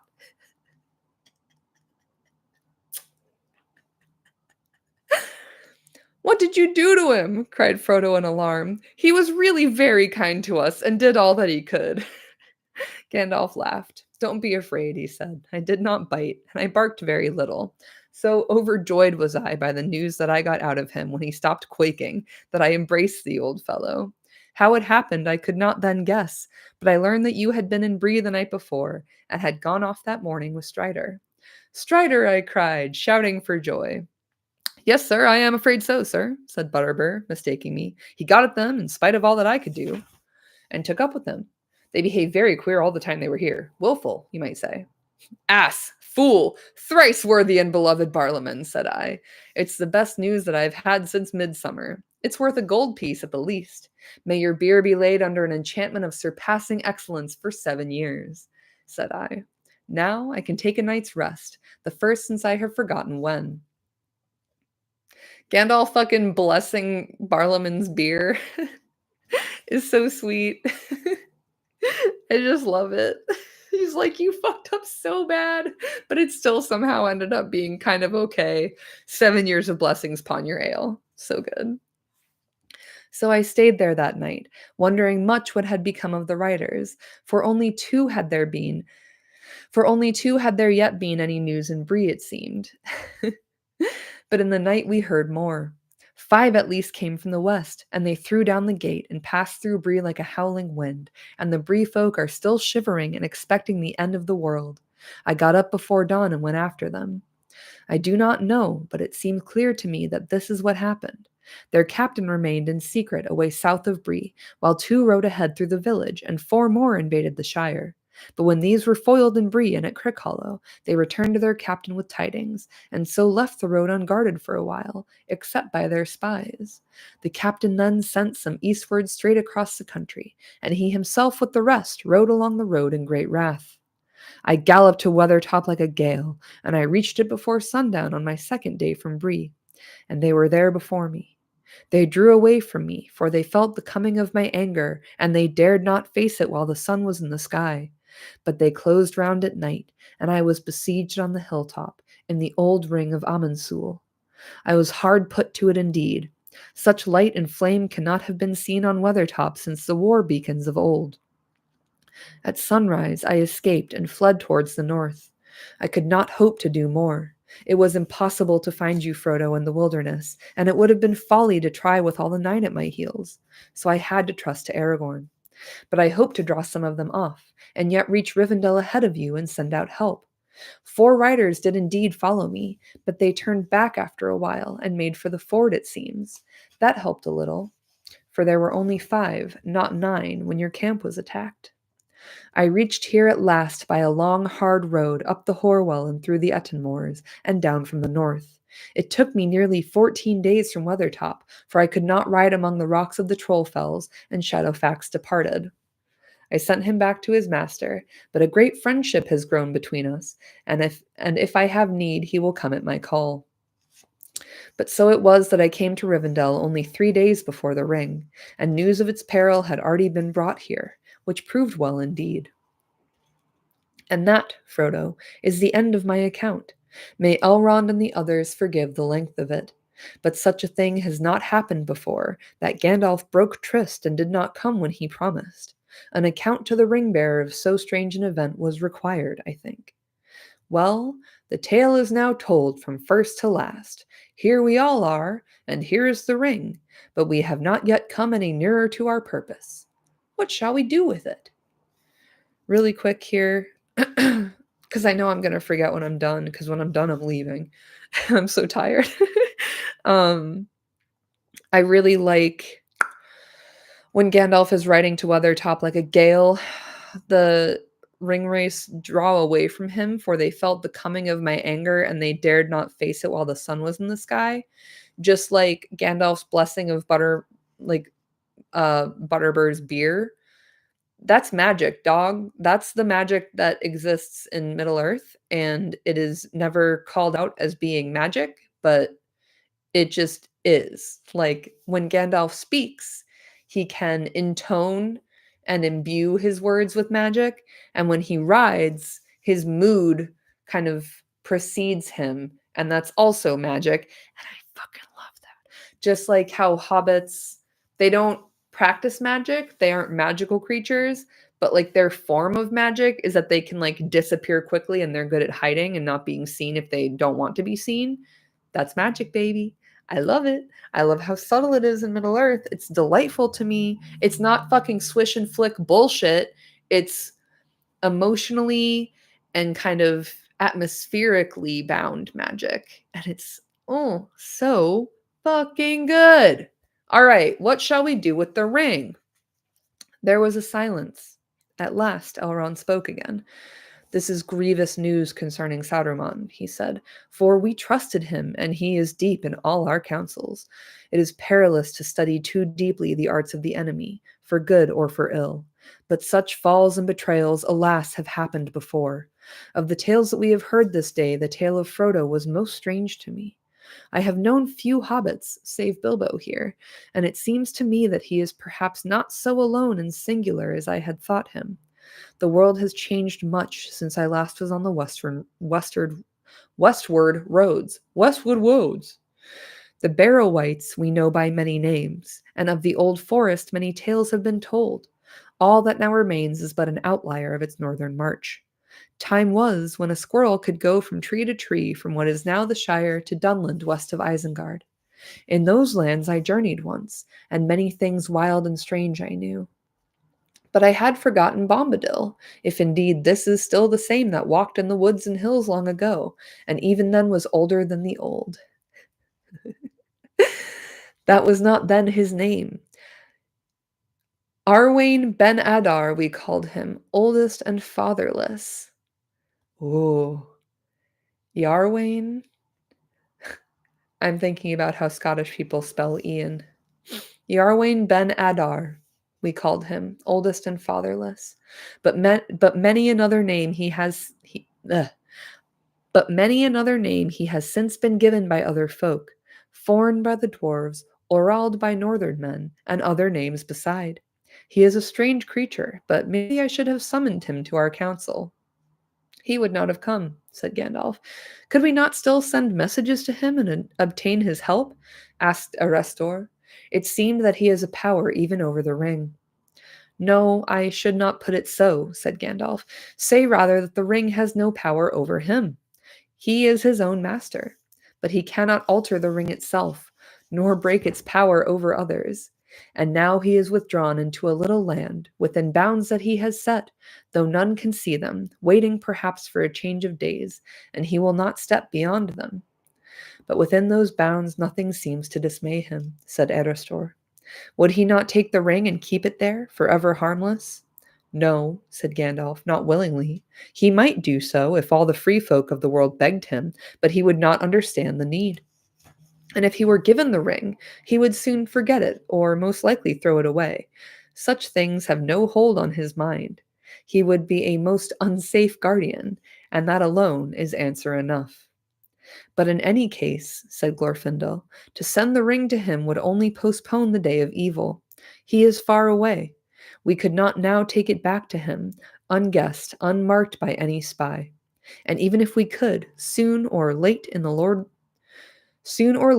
of the Rings would learn of its hiding place and would bend all his power towards it.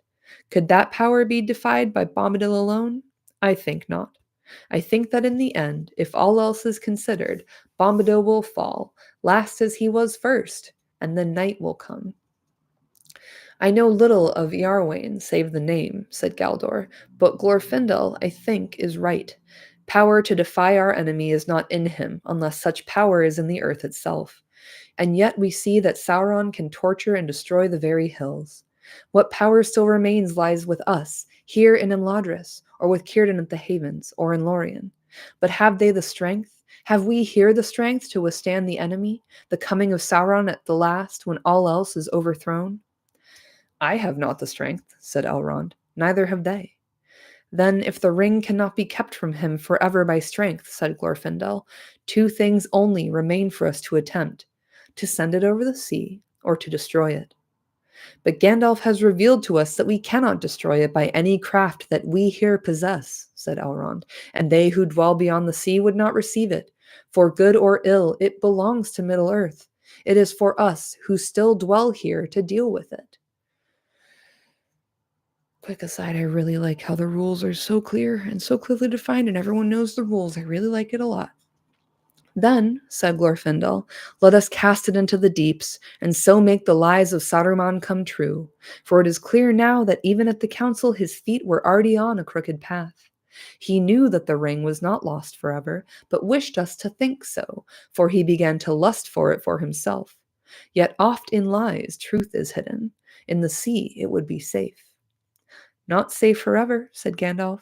There are many things in the deep waters, and seas and lands may change, and it is not our part here to take thought only for a season, or for a few lives of men, or for a passing age of the world. We should seek a final end of this menace, even if we do not hope to make one. Fucking steward of Middle Earth. That's what I'm fucking talking about. That's my fucking guy. And that we shall not find on the roads to the sea, said Galdor. If the return to Iarwain be thought too dangerous, then flight to the sea is now fraught with gravest peril. My heart tells me that Sauron will expect us to take the western way when he learns what has befallen. He soon will. The nine have been unhorsed, indeed, but that is but a respite, ere they find new steeds and swifter. Only the waning might of Gondor stands now between him and a march in power along the coasts into the north. And if he comes, assailing the white towers and the havens, hereafter the elves may have no escape from the lengthening shadows of Middle-earth.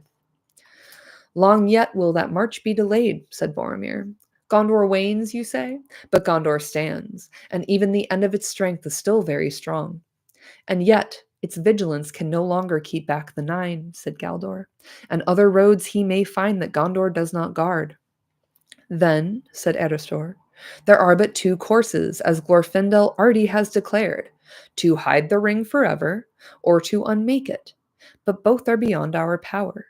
Who will read this riddle for us? None here can do so, said Elrond gravely. At least none can foretell what will come to pass if we take this road or that. But it seems to me now clear which is the road that we must take. The westward road seems easiest. Therefore, it must be shunned. It will be watched. Too often the elves have fled that way. Now, at this last, we must take a hard road, a road unforeseen. There lies our hope, if hope it be, to walk into peril, to Mordor. We must send the ring to the fire. And in the background, I'm hearing Fire Walk with Me. Silence fell again. Frodo, even in that fair house, looking out upon a sunlit valley filled with the noise of clear waters, felt a dead darkness in his heart. Boromir stirred, and Frodo looked at him. He was fingering his great horn and frowning. At length he spoke. "I do not understand all this," he said. "Saruman is a traitor, but did he not have a glimpse of wisdom? Why do you speak ever of hiding and destroying? Why should we not think that the great ring has come into our hands to serve us in the very hour of need? Wielding it, the free lords of the free may surely defeat the enemy. That is what he most fears, I deem.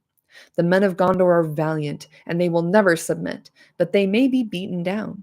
Valor needs first strength, and then a weapon. Let the ring be your weapon, if it has such power as you say. Take it, and go forth to victory."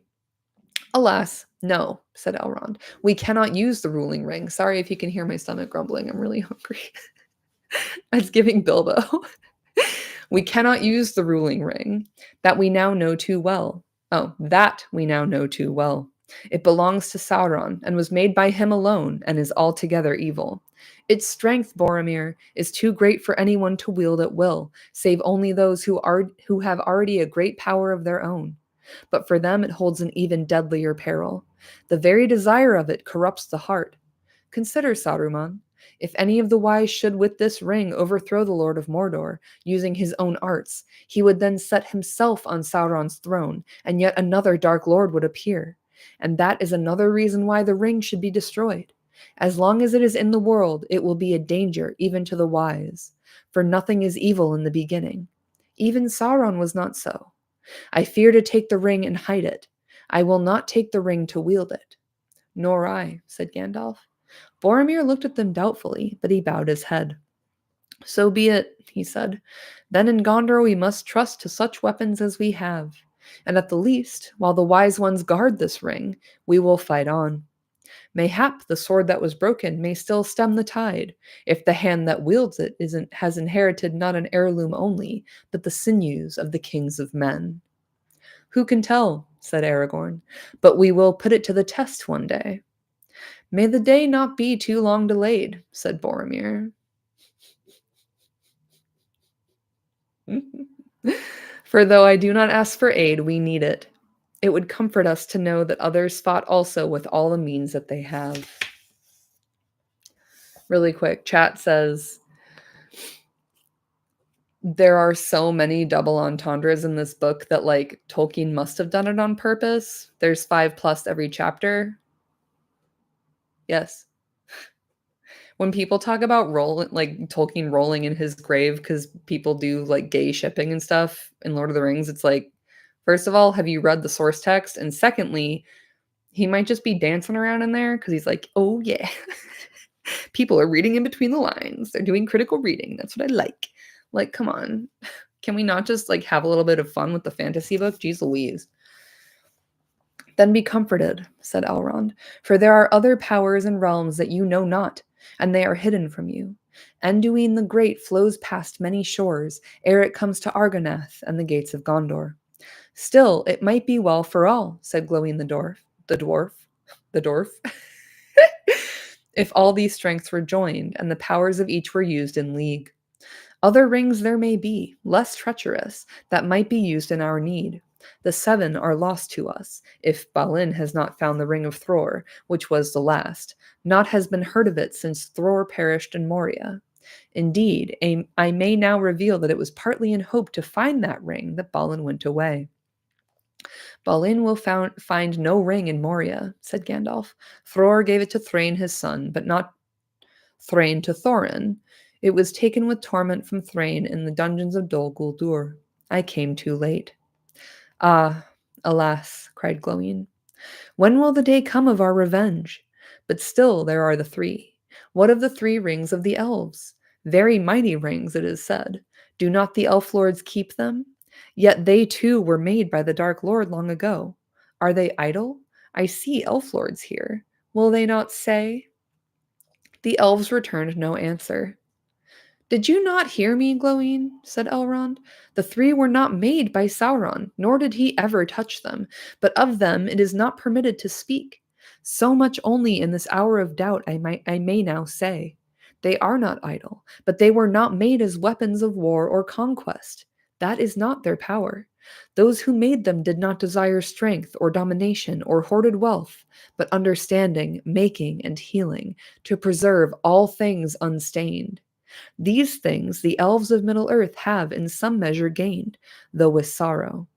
But all that has been wrought by those who wield the three will turn to their undoing, and their minds and hearts will become revealed to Sauron if he regains the one.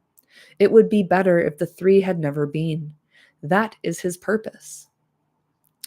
But what would then happen if the ruling ring were destroyed, as you counsel? Asked Gloween. We know not for certain, answered Elrond sadly. Some hope that the three rings, which Sauron has never touched, would then become free, and their rulers might heal the hurts of the world that he has wrought. But maybe when the one has gone, the three will fall, and many fair things will fade and be forgotten. That is my belief. Yet all the elves are willing to endure this chance, said Glorfindel, if by it the power of Sauron may be broken, and the fear of his dominion be taken away forever. Thus we return once more to the destroying of the ring, said Erestor, and yet we come no nearer. What strength have we for the finding of the fire in which it was made? That is the path of despair, of folly, I would say, if the long wisdom of Elrond did not forbid me. Despair or folly, said Gandalf. It is not despair, for despair is only for those who see the end beyond all doubt. We do not. It is wisdom to recognize necessity when all other courses have been weighed, though as folly it may appear to those who cling to false hope. Well, let folly be our cloak, a veil before the eyes of the enemy. For he is very wise, and weighs all things to a nicety on the scales of his malice. But the only measure that he knows is desire, desire for power, and so he judges all hearts. Into his heart the thought will not enter that any will refuse it, that having the ring we may seek to destroy it. If we seek this, we shall put him out of reckoning. At least for a while, said Elrond. The road must be trod, but it will be very hard, and neither strength nor wisdom will carry us far upon it. This quest may be attempted by the weak with as much hope as the strong. Yet such is oft the course of deeds that move the wheels of the world. Small hands do them because they must, while the eyes of the great are elsewhere. Yes, so good. Ooh, we're almost done, too. Ooh! Very well, Master Elrond, said Bilbo suddenly. Say no more. It is plain enough what you are pointing at. Bilbo the silly hobbit started this affair, and Bilbo had better finish it, or himself. I was very comfortable here and getting on with my book. If you want to know, I am just writing an ending for it. I had thought of putting, and he lived happily ever afterwards to the end of his days. It is a good ending, and none the worse for having been used before. Now I shall have to alter that. It does not look like coming true, and anyway there will evidently be several more chapters if I live to write them. It is a frightful nuisance. When ought I to start? Boromir looked in surprise at Bilbo, but the laughter died on his lips when he saw that all the others regarded the old hobbit with grave respect. Only Gloween smiled, but his smile came from old memories. Of course, my dear Bilbo, said Gandalf, if you had really started this affair, you might be expected to finish it. But you know well enough now that starting is too great a claim for any, and that only a small part is played in great deeds by any hero. You need not bow, though the word was meant, and we do not doubt that under jest you are making a valiant offer. But one beyond your strength, Bilbo. You cannot take this thing back. It is passed on. If you need my advice any longer, I should say that your part is ended, unless as a recorder. Finish your book and leave the ending unaltered. There is still hope for it. But get ready to write a sequel when they come back. Meta! We're getting meta! Oh my god! Bilbo laughed. I have never known you give me pleasant advice before, he said, and all your unpleasant advice has been good. Oh, wait. As all your unpleasant advice has been good, I wonder if this advice is not bad. Still, I don't suppose I have the strength or luck left to deal with the ring. It has grown, and I have not. But tell me, what do you mean by they? The messengers who are sent with the ring. Exactly, and who are they to be? That seems to me what this council has to decide, and all that it has to decide. Elves may thrive on speech alone, and dwarves endure great weariness, but I am only an old hobbit, and I miss my meal at noon. Can't you think of some names now or put it off till after dinner? Okay, chat really quick. Saying focus pull, which is like all Bilbo does in this book, is pull focus. He's like, do you guys forget that I'm the Hobbit? And then Otara's. So if Frodo wrote this chapter in the Red Book, I love that he made sure to include every Bilbo burn that happened at the council. Yes. Oh, like Frodo and Bilbo love each other so much, but Bilbo shaded Frodo so fucking bad when Frodo like saw him in the halls during the last chapter many meetings that Frodo can't help but get back at him. Like, why the fuck wouldn't you? Also, Bilbo fucking inadvertently saddled Frodo with this thing that fucking ruins his whole situation. Like, Frodo's a good dude, but I find it difficult to imagine that he's not a little bit kind of pissed off at his beloved uncle for saddling him with this fucking otherworldly burden. So yeah, he's got to include every single shade, every single burn, and Bilbo speaking out of turn and talking about how he missed lunch and can't we hurry this up a little bit. Like, buddy, read the fucking room. Come on, Bilbo. No one answered. The noon bell rang. Still, no one spoke. Frodo glanced at all the faces, but they were not turned to him. All the council sat with downcast eyes, as if in deep thought. A great dread fell on him, as if he was waiting the pronouncement of some doom that he had long foreseen and vainly hoped might after all never be spoken. An overwhelming longing to rest and remain at peace by Bilbo's side in Rivendell filled all his heart. At last, with an effort, he spoke, and wondered to hear his own words, as if some other will was using his small voice. "I will take the ring," he said, "though I do not know the way." And I know we're almost done, just 1 second. The kind of divine intervention that places Frodo upon his path, discussed by me, at least through Gandalf and through Gandalf's like learnings from Nienna, talking about like grief and pity and mercy, and how Frodo wants nothing more than to just stay the fuck put and chill and rest and vibe and put up with Bilbo for the rest of his days. But like some other voice speaks through him, and he knows that he has to do this thing that he absolutely does not want to do, and he will take the ring, though he does not know the way. It's so tragic. Elrond raised his eyes and looked at him, and Frodo felt his heart pierced by the sudden keenness of the glance.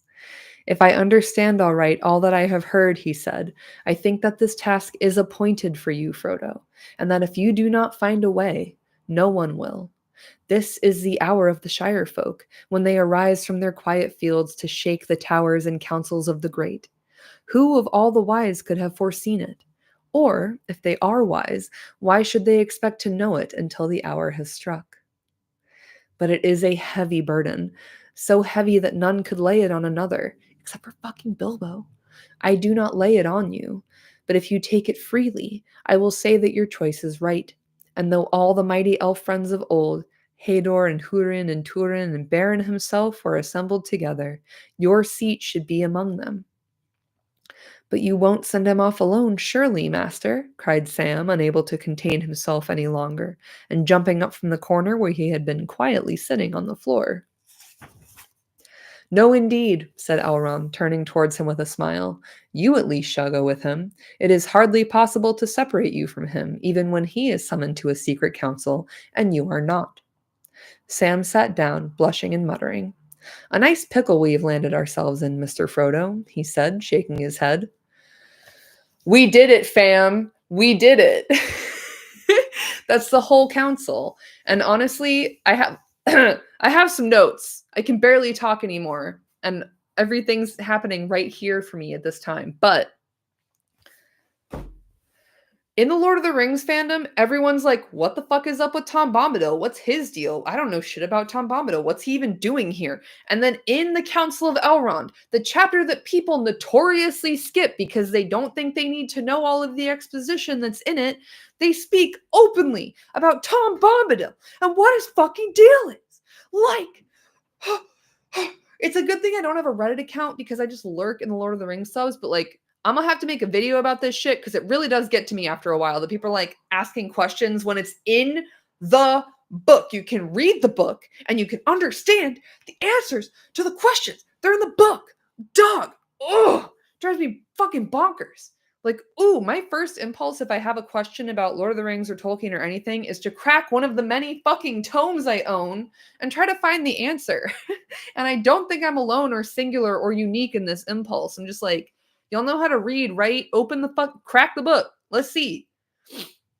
Thank you. I did survive. Oh my God. I'm so sorry, y'all. I'm sorry that my voice is not at 100%.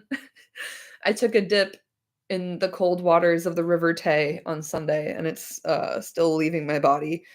The little short paragraph where Frodo has his kind of like divine intervention and then offers to take the ring even though he doesn't know the way.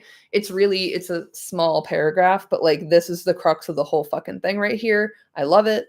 Also, Elrond straight up says like, now is the time for hobbits to like show the fuck up and do what they do. And then immediately in the next chapter tries to prevent Merry and Pippin from going along. Excuse me. I'm so worked up I'm burping. But like we'll get to that, but like fucking bear that shit in mind if you're coming to my stream next week because I have a lot of thoughts and feelings about that. Functionally illiterate fandom for a book. Thank you, Stefan B in chat. Oh my God. Like, I know I'm being an asshole when I say this, but it's like, can you fucking read the book, please? Please. You might even enjoy it. Like, you might even enjoy reading the book of the thing that you claim to be a fan of. Dog. Oh. And also, Tom Bombadil's not even in the fucking movie. So, like, you must have read the book, or at least spoken to someone who's read the book if you know about that guy. So why wouldn't you? Oh, anyway. Okay. I can't. I'm getting so worked up. I'm so hungry. I need to go eat my dinner. I'm getting all worked up. I'm trying to think what else is in here. Okay. The one other thing I want to talk about at the end is after all of this high prose we've been reading, all of this grand storytelling, all of Isildur being like, seeth and feeleth and smelleth and tasteth, we get Sam at the end with a colloquialism, a nice pickle we have landed ourselves in, Mr. Frodo, which is the whole point of hobbits being in the story. If you haven't watched my fucking long video about ennoblement in the Lord of the Rings, watch it if you have time and the inclination to do so, because I talk about how the whole point of hobbits in this book is to kind of put soil under the feet of high fantasy, and that is a very direct example of it, of like we get this high prose, this like very kind of fantastical style all throughout this huge fucking chapter, and then at the end we come back down to earth with Sam. I just love it. It's perfectly done. Mwah, immaculate. I love it. Yeah, straight up. Otaris in chat. Now is the time that hobbits shall rise up and save the mighty. Now is the time for small hands to do the deeds that they must. Except you, Merry and Pippin, damn. And it's like, dog, you cannot be cutting out the Thane and the Master. Why would you try to do that? We'll get to that next week. Also in chat, I was supposed to remind you of the potential Gondor myths of halflings, but tell us next week. Real quick, because like I'm still percolating on this. But you mentioned that like the word Parian is very close to the name peregrine, and it is. And also peregrine in our language, like the reason peregrine falcon is called that is because to peregrinate means to move around or to travel or to journey, which I think it's very fitting that a little guy in the Fellowship of the Ring is named Peregrine because it means wanderer or like traveler. And also it's fitting that that name's in the book anyway, because Tolkien wanted to use the name Peregrine for a character so fucking bad. He tried it on like 4 different guys before he landed on Pippin. Like Aragorn's name, The name of the character of Aragorn was going to be Peregrine initially, back when he was a hobbit nicknamed Trotter instead of Strider, who wore wooden shoes. His name was going to be Peregrine. There was also like a series of hobbits who like were pals with Gandalf and then disappeared from the Shire and never came back, and one of them was called Peregrine Boffin. We're gonna get to this. I'm making 2 videos right now, one about Merry, one about Pippin. Holy shit, I'm gonna get into it in the Pippin video. It's very interesting to me. But the whole like Parian in the language of Minas Tirith, Pippin is called Ernil e Farianath, which is like Prince of the Halflings. And like Parian is related to that Farianath word, where I think that's just their word for halfling. But because hobbits were at one time a transient race, they didn't have a homeland, they weren't established in the Shire yet, and they were wandering in the lands that border the Anduin, and like that's where the stores were for a while. I'm very fuzzy on this. I haven't looked at the actual words in a minute because I'm like so fucking deep in Took and Brandy Buck bullshit right now. But it does kind of track for me that long, long ago, the people who are now of Gondor and the wandering like halfling race that are now called hobbits would have crossed paths. Like that does make a certain amount of sense for me. So even though like Boromir, Faramir, Denethor, etc. have like never seen a hobbit before, there's a vague kind of knowledge of them in the oral tradition of their people. Like they have a word for it. So that at least is very interesting to me. So whenever Boromir like sees Frodo and Bilbo and Sam at the council, he's like, oh, those fucking guys. I think it's cute. I need to do more research about it. Like I'm fully just, I'm spitballing here, but that kind of like it connects. It kind of makes a little bit of sense. And I do think for Tolkien, there's a little bit of a kind of linguistic connection between Peregrine, Parian, Farianath, all of that. But I'm not a linguist. So let me read the rest of this chat and then I have to go. Stefan, well, they are the 2 village goofballs. Frodo has cred from Bilbo and already bearing the ring. Sam is probably read as Bilbo's servant. Yes, very true.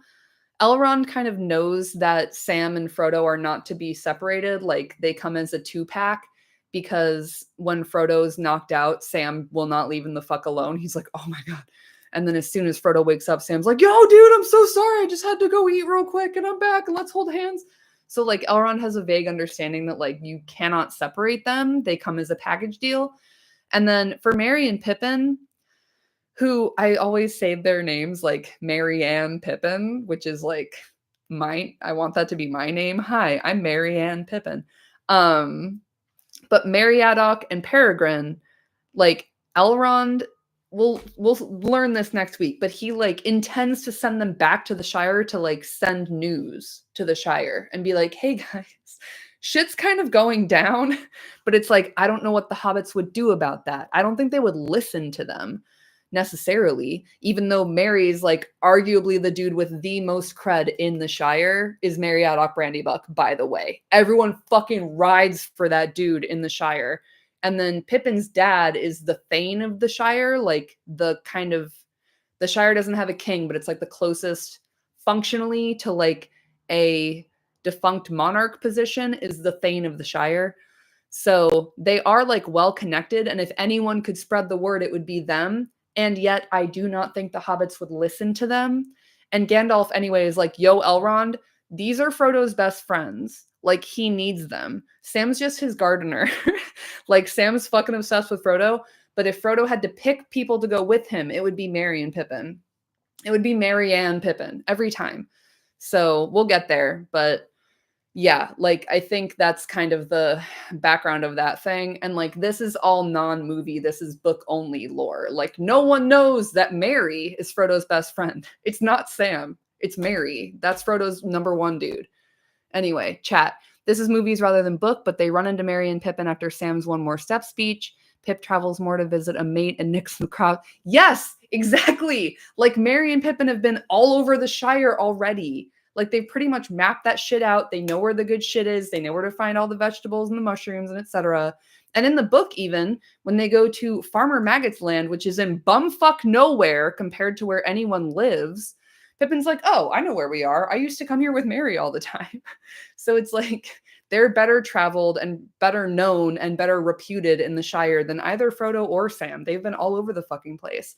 So that is a good movie connection from book. Like that one I've always kind of enjoyed where like I don't like that Merry and Pippin just show up in the movie and they're like, yeah, we got nothing on the docket. Let's go. Like they didn't even tell anyone like I'm going on a journey from which I may not return. Like they just are like, fuck it, we ball. Like it's so silly. And I say I don't like it. It's because it annoys me and I didn't get the character development of my boys that I wanted, but it is also somewhat in line with their characterization. So like there are two wolves inside of me. What else we got? Ladies and gentlemen, please welcome to the stage Marianne Pippin. That's my drag name. Fuck.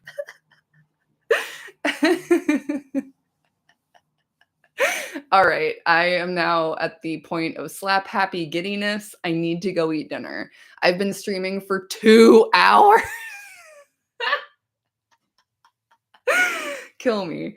Oh, I'm already dead. One other side note, I started playing Return to Moria, the video game. It might slap ass a little bit, y'all. It might kind of be good. I can't tell yet, but I'm having fun. So next week, the ring goes south. I cannot fucking wait. Let's go. This is when the pace goes crazy. We spent like 30 or 40 pages in the Council of Elrond, and Tolkien's like, I will reward you with a fast-paced adventure, the likes of which will never be paralleled in literature, film, poetry, or song. Let's fucking go. I'm so excited. Thank you for joining me on Exposition Island. I hope I have the strength to row home. I love you all so much. Thank you again for joining me. If you haven't had dinner yet, let's go eat dinner, okay? Love you. See you next week. I'll post about it as usual. Mwah! Mwah! Mwah! Bye.